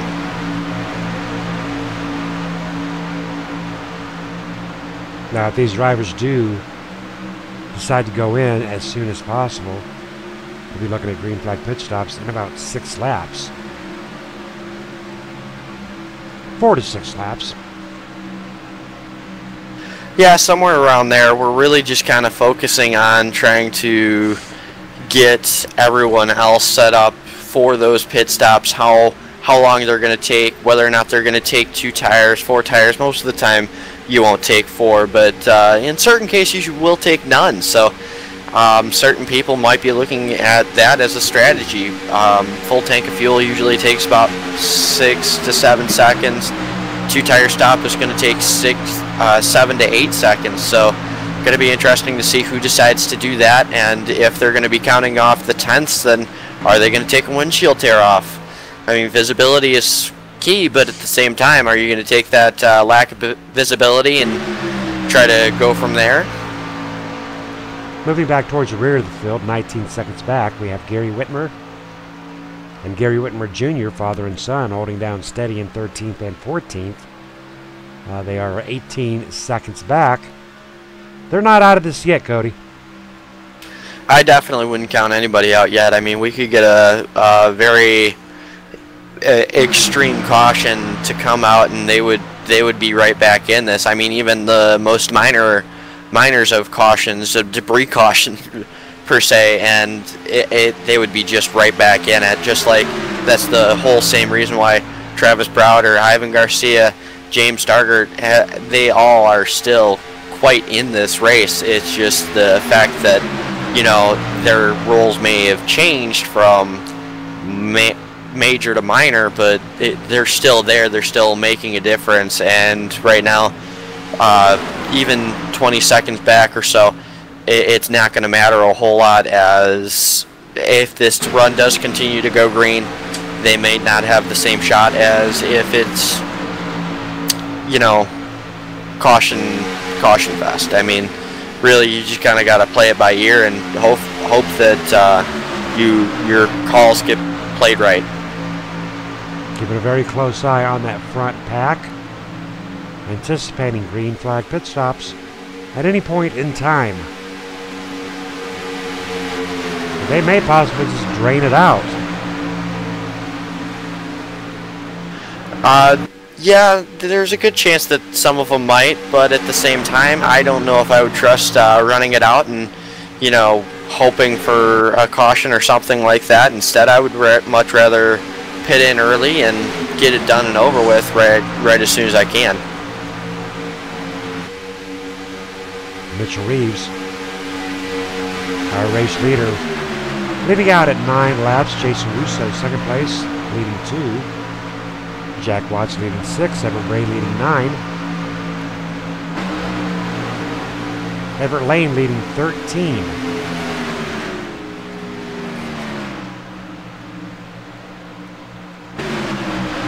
"25 lead changes," as those lead changes do stack up. Lap 70 of 100. Yeah, we still have a good battle for the lead, Mitchell Reeves versus Jason Russo. But at the same time, you know, you still have, Mitchell Reeves versus Jack Watts. It just kind of keeps adding up the lead changes, as every time they cross the line, it seems to be a different person, as now it looks like Mitchell might actually hold this lap off as Jack gets another run. Ends up closing the gap, almost leading that lap. Got very close that time.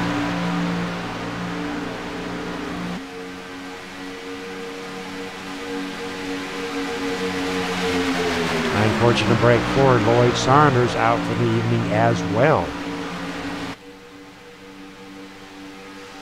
Rooting on Jason Russo to have a weekend sweep. Now that would be pretty cool. Jason definitely has a very good chance at it. I mean, he did awesome last night. Very impressive right now, as he is sitting in, well, swapping out second and third with Jack right there is... I mean, he's got a good shot at it. He's got a lot of good drivers backing him. Just got to kind of play the fuel strategy right now, as we are 3 laps to the good. Can't believe I haven't seen anybody pit, really. I mean, there's been a few minor, you know, individual people pitting, but really nobody, no major packs, no major nothing. And Jack Watts, Mitchell Reeves, Jason Russo, Everett Lane, Everett Bray, Nick Reynolds, James Brown, our front runners for the night. Greg McClendon, Travis Browder, Ivan Garcia, 1 lap down, still in it. Gary Whitmer and Gary Whitmer Jr. holding steady in 12th and 13th. This front pack separated by less than a quarter of a second, looking very good, very solid, very sharp. I mean, they're solidly running and continuing to run that same exact formation lap after lap. Mitchell Reeves and Jack Watts maintaining and holding a very steady line and pace. Now it looks like Jack Watts getting down, possibly being prepared for a green flag pit stop. That'll open up that outside lane for Everett, but he's got Nick Reynolds in the number 54 hot on his tail. Edward Bray still in it as well. Edward Bray, Jason Russo down onto that inside lane.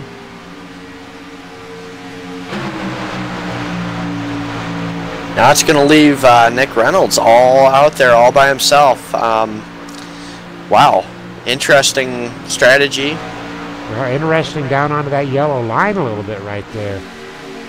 Yeah, I ended up getting a little bit on the squirrely side there. Oh, as it looks like the 24 is going to get turned. Everett getting bumper hooked by Jack Watts.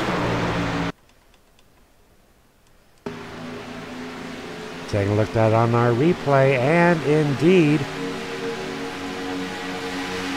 a little bit of a tag, and there goes the number 24 going for a ride. Green flag pit stops back onto the live action there. Jack Watts, gets a little bit sideways. Looks like he's going to run off pit road. Not sure if he'll get a penalty for that or not, but that may just end up not being good for him there. Now this is where heroes are made. You got to get in, you got to get out, you got to do your thing in pit row. Very busy place right now in pit row. Looks like most of your drivers getting in pit road very cleanly, very smooth. Jack Watts taking 4 tires. Looks like most of your drivers only taking 2 or possibly even none, as I believe James O'Brown may not have taken any. But interesting to see the amount of drivers that have ended up taking 2 tires versus no tires versus 4. Now as we do reset our results right here, that'll put Donald Stewart out there on that number 1 spot, along with the number 91 of Joel Guy and the 64 of Lee Staples. But these drivers have yet to go into pit road. That'll bump Gary Whitmer Sr. and Gary Whitmer Jr. up into 4th and 5th. And Gary Whitmer Sr. going into pit row along with Gary Whitmer Jr. Green flag pit stops for the Whitmer boys. Yeah, pit stops well underway. Definitely good to see that they're able to have them so soon and so quickly. As long as nobody blows out their pit stops or blows anything out of proportion, we should be good to continue seeing green flag runs, as I believe after all of that it will possibly come out to Nick Reynolds and Mitchell Reeves leading the pack.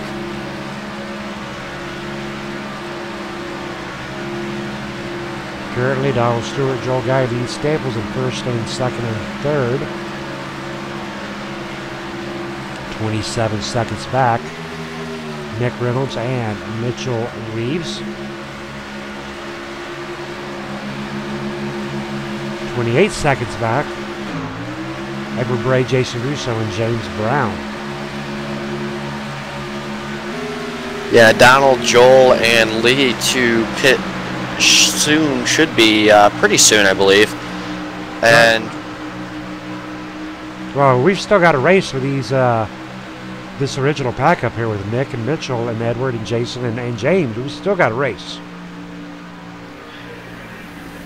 We definitely have a race, as we do have also green flag pit stops. Joel Guy pitting in, and Lee Staples along with Donald Stewart. Those were your front runners originally. Now it looks like they're going to get passed back up by Nick Reynolds, Mitchell Reeves, Edward Bray, and Jason. Looks like they're all going to be caught right back into that same pack that they were before. James O'Brown kind of just tailing the pack. Going to see whether or not he makes a move, or if anybody really wants to make a move right now. Probably smart to ride for the next 5 or so, see if you can get a run or separate them out, one of the two. Now, we talked about go time. We are at go time, but in this situation right here, because everything's different. Not quite yet go time, is it? Not necessarily go time right now. We're just kind of trying to be patient and watch and see if somebody can make a mistake, or I mean, really the field is small enough, the pack is small enough to the point where they can pretty well play games with the person in front of them. As you see now, Ed and Jason are on the outside line. They're going to try to get that run on the high side with James pushing them.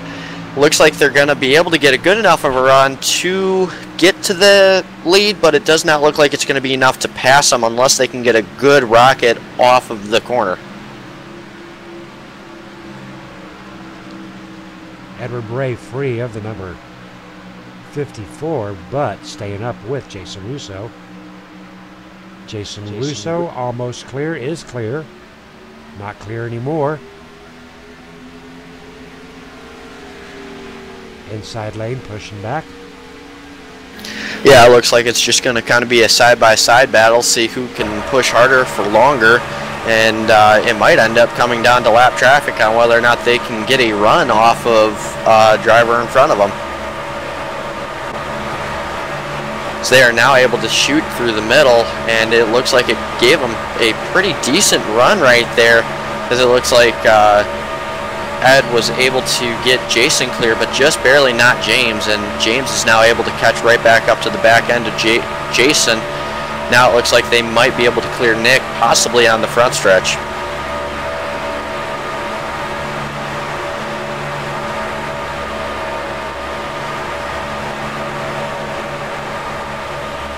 Ed goes down in front and looks like he's going to get a nice shove from Nick Reynolds. Now it looks like Jason and James are going to be on the outside trying to push past Ed.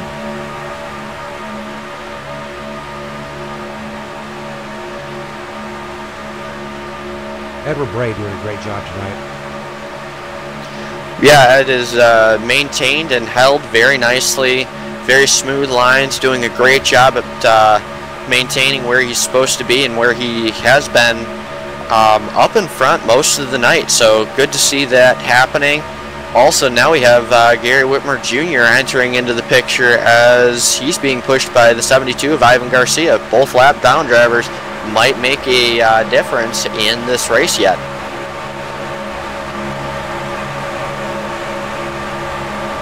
I do believe lap traffic will be a factor. I think not only a factor, but I think it might actually make a prioritized race to see who will be the leader and who will become the winner of tonight's race, just because, you know, even though they're a lap down doesn't mean they're not there. I mean, they're very well there. In fact, they're most of the time able to catch and push and pull drivers around just as well as anybody else. As you can see, the 72 of Ivan Garcia up on that top line, almost able to give it a good enough of a run to get James O'Brown clear of Edward Bray.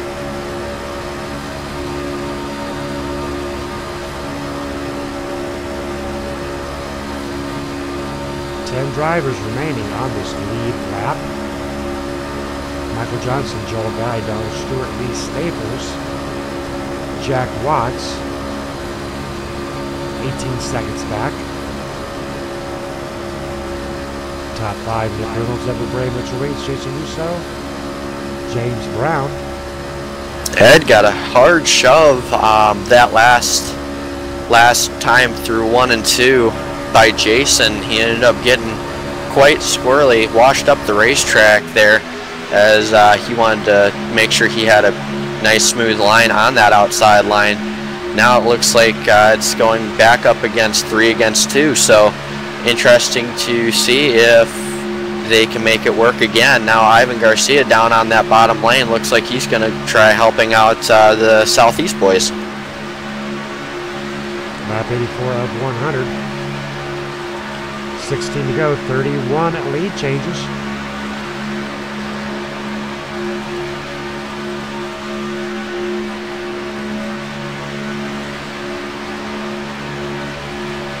So glad we're getting some good, smooth green flag racing in. It's definitely calmed down throughout the night. Definitely had a rough beginning, but now that we're in deep into the race, about 15 to go right now, I think we should be sitting pretty good for an extremely exciting finish. I think it will be. These drivers are settled down. They have been driving with one another now for well over 30-some laps. Edward Bray dropping down into that inside lane. I think Edward Bray and Jason Russo, they really want to right now try to control. We had talked about blocking earlier. You know, there's a difference between blocking and controlling. Right now, I think Edward Bray and Jason Russo are going to do everything they can to control those inside 2 lanes. Edward Bray stranded, though. Here comes the 72 of Ivan Garcia. Looks like he's gonna give Ed a little bit of a shove. Hopefully, help him out now.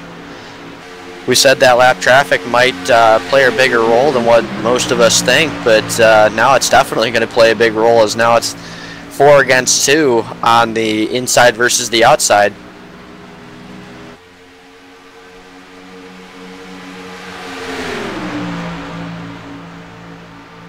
Plenty of room to go 3 wide, plenty of room to go 4 wide, and we may be looking at a 4 wide finish out here tonight.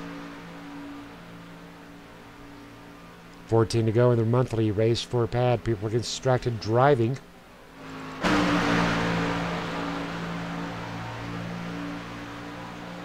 Looked like Nick Reynolds almost got enough of a push to almost get to the lead. Not quite there. It just seemed like once he hit that bubble of open air, he ended up having to back it down, as it just ended up being a little bit too much right there. But that last lap was separated by 0.014 of a second, about 10 inches or so. Checking in with a few of our other drivers.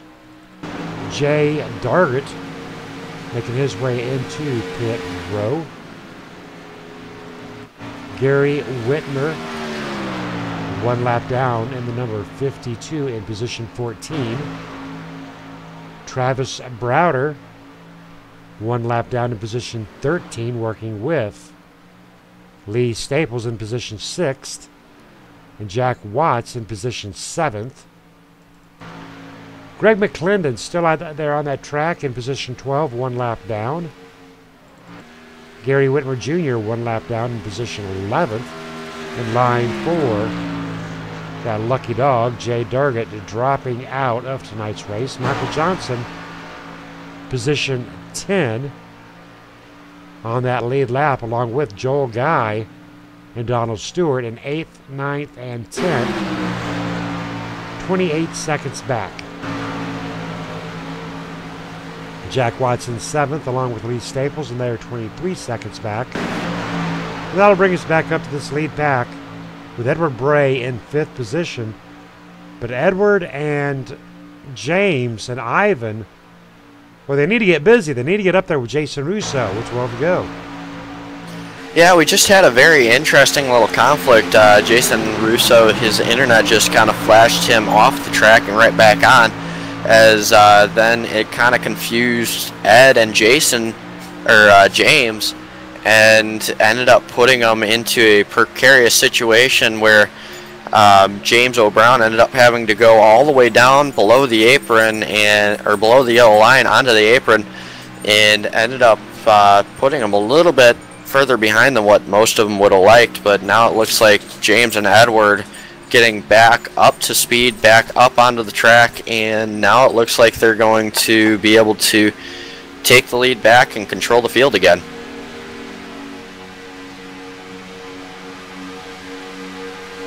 With 11 to go, Cody, control is everything. Right now, Jason Russo trying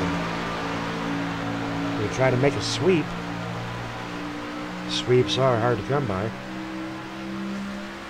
especially around these tracks. I mean, Talladega and Daytona, some of the toughest tracks to get that many breaks on, and Jason did an awesome job last night able to come home with the win. And tonight ended up doing a great job just maintaining where he was at, waiting till the right moment, and ended up attacking just at the perfect time. Ends up leading quite a few laps now. He's led 7, going on 8 right now, as you know, he's done a pretty decent job. He's up 24 positions. He did practice in 16th, so he's doing extremely well right now.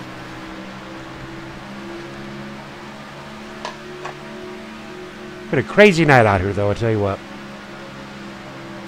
Yeah, very unusual start to the race, very unusual start to the entire broadcast, really. I mean, everything started off very slow, very monotonous, and then all of a sudden it ended up opening up the doors and just came out with flying colors, and then kind of had a little bit of a bunch up in the middle of the race where couldn't quite get everything going. We had 2 big ones that brought our field size down quite a bit, took a couple of the backup trucks out, and now definitely a good way to finish this out, though, with a long green flag run and green flag pit stops. Now it looks like Jason Russo and Edward Bray are both going to be riding in front with Nick Reynolds and Mitchell Reeves.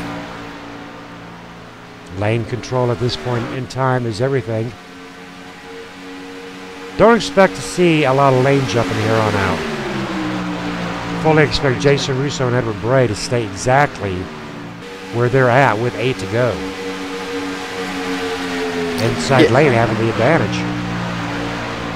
Inside line usually has quite a bit more momentum and a little bit more speed to just kind of carry through the corners and stuff like that.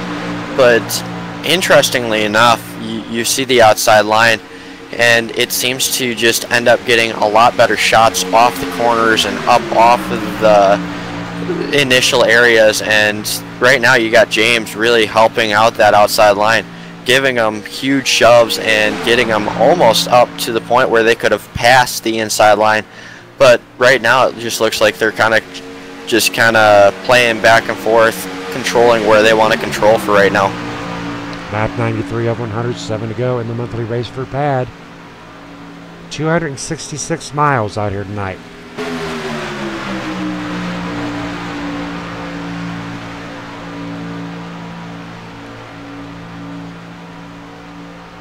$34 lead changes, though. It's a lot. It looks like we might have another one as Jason Russo ends up going up to the top line. Now it looks like he's going to the third line with Nick Reynolds and Mitchell Reeves. They're going to go up to the very high side, and Jason's going to be left on that middle line by himself, going to go all the way to the back. James Brown may need to lift a little bit to grab onto Jason Russo and James Brown up to that middle line. Contact with Jason Russo. Ooh, interesting. Was that a little hello, how you doing, I'm sitting right here move? I don't really know what that was. I know there's probably a little bit of discussion during that, though, considering, you know, I did see that Mitchell Reeves did end up piping up on that one. Certainly looked like a little bit of a side-by-side lack right there of who's in which lane, because I do believe that James was in the second lane, but at the same time Nick Reynolds went up to the third lane to try to avoid James, and I don't think Mitchell ended up following him completely, and I do believe that Jason ended up thinking he did. Well, they're no worse for wear, that's for sure. Now, if it was contact, it was very slight contact there, as now it looks like the 54 of Nick Reynolds and the 02 of Mitchell Reeves are both right back to where they were. Now it looks like James Brown will be pushed sort of to the lead, or towards the front at least. James Brown leading 2 laps tonight. Edward Bray leading 16. Mitchell Reeves leading 13. Nick Reynolds leading 7. Jason Russo leading 11. How about that 72 car right there, though? Ivan Garcia sitting 2 laps down right now, just kind of sitting there pushing Edward Bray. I mean, he's kind of been very patient and very impressive. He's a lap down even. Yeah, he's actually 2 laps down. He's been sitting there just kind of taking what he can get, and right now he's doing a great job helping out the bottom line, getting a little bit more momentum, getting a little bit different of a strategy going here. And there it goes. There it goes. Ooh, contact. And it appears that Nick Reynolds did that little bumper hook onto the 0-0 of James Brown. And right there it is. Bumper hook, and that'll knock James Brown and Nick Reynolds out of tonight's race. And that will probably seal it up. Yeah, that does look like that's probably going to end the race here with Edward Bray. Looks like he will probably finish up in first, and I believe that'll put Jason Russo in second, depending on where the caution actually flew here. I do believe it actually might be Mitchell Reeves in second and Jason Russo in third.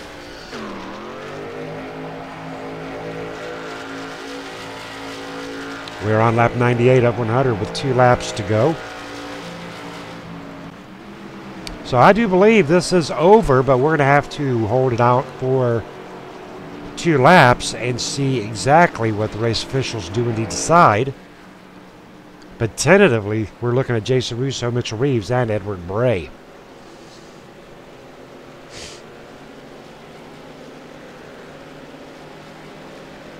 Nine drivers will remain on that lead lap.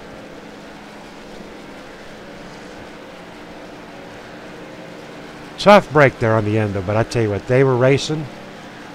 They were going. Yeah, it was definitely go time, and the strategy kind of flew out the window. It was kind of every team for themselves, and it just ended up being that James ended up getting that last little bumper hook right there that sadly ended up costing 2 drivers their nights right now.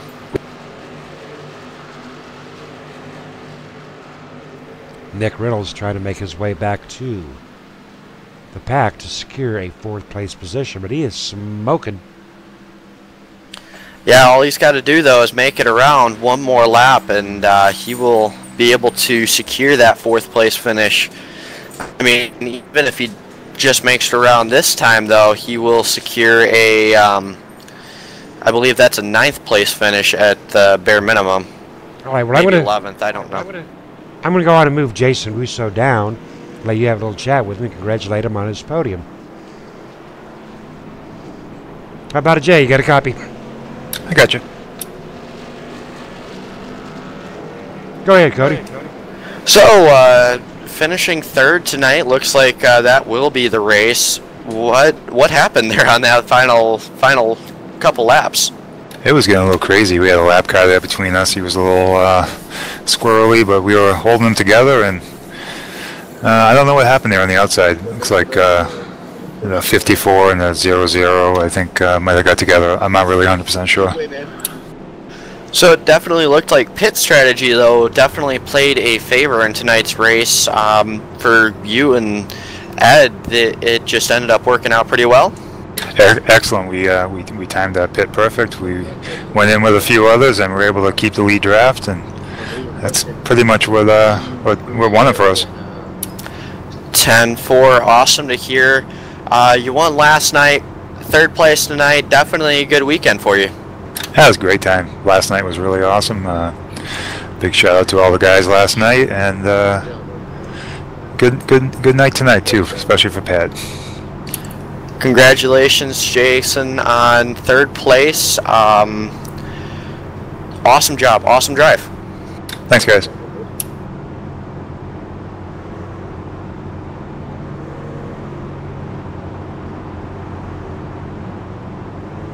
We got you, Scott.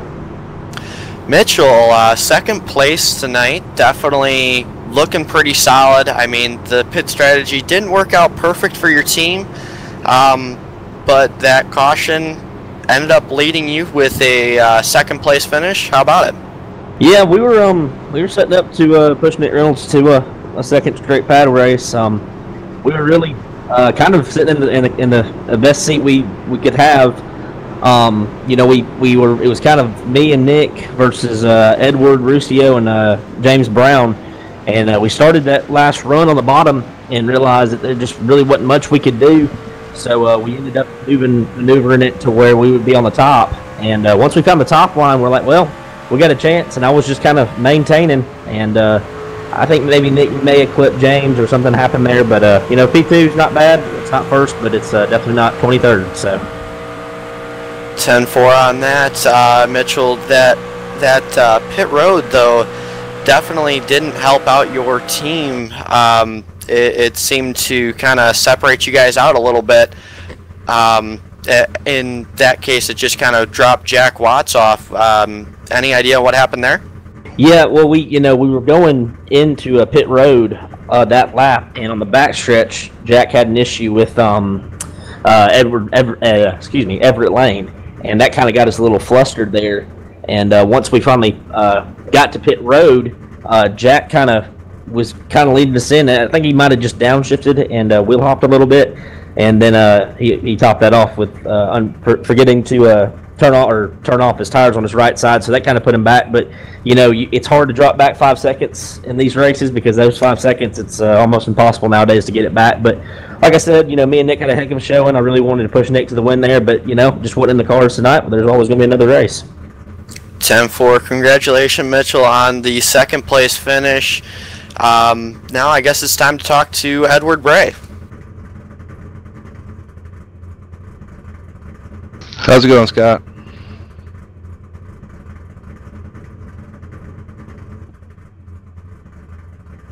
It was a little rough at the beginning. We had a lot of cautions. I got involved with one on my own. So we got repaired and got back out and started trying to work with Jason and Staples and, you know, a few others, and with pit strategy, and not exactly sure what happened on that last. All I know is that I got tagged in my right rear, I think. But other than that, I mean, it was a great race. Sounded like everybody had fun. I mean, other than the rough start at the beginning, I think it was a great pad race.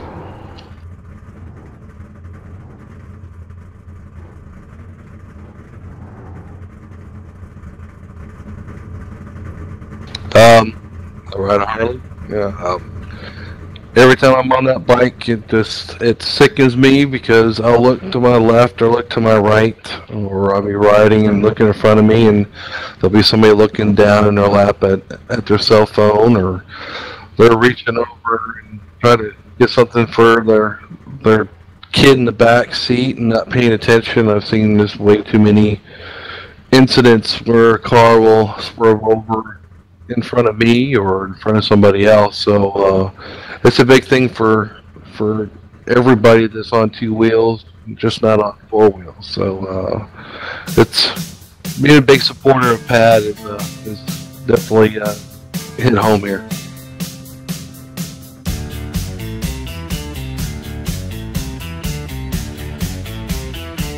Thanks, Scott.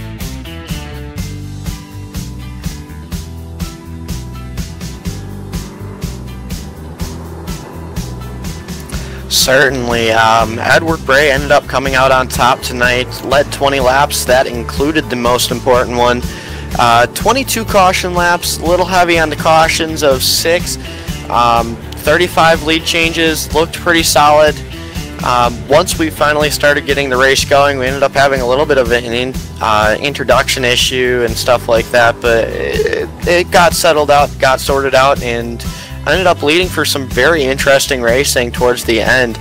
Bobby Everhart leading the fastest lap at 48.393. Mitchell Reeves finishing out second, Jason Russo third, Nick Reynolds fourth, and Lee Staples rounding out your top 5. Very solid run for all of those drivers.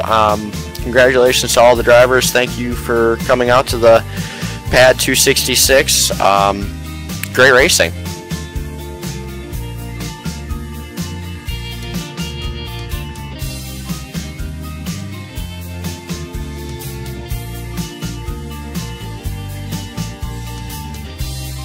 Remember that you can get her done yourself, as these drivers did out here, by staying safe. Distracted driving. Keep it in mind. Keep it away from you. PAD.org. I am Scott East Cody. We are out of here.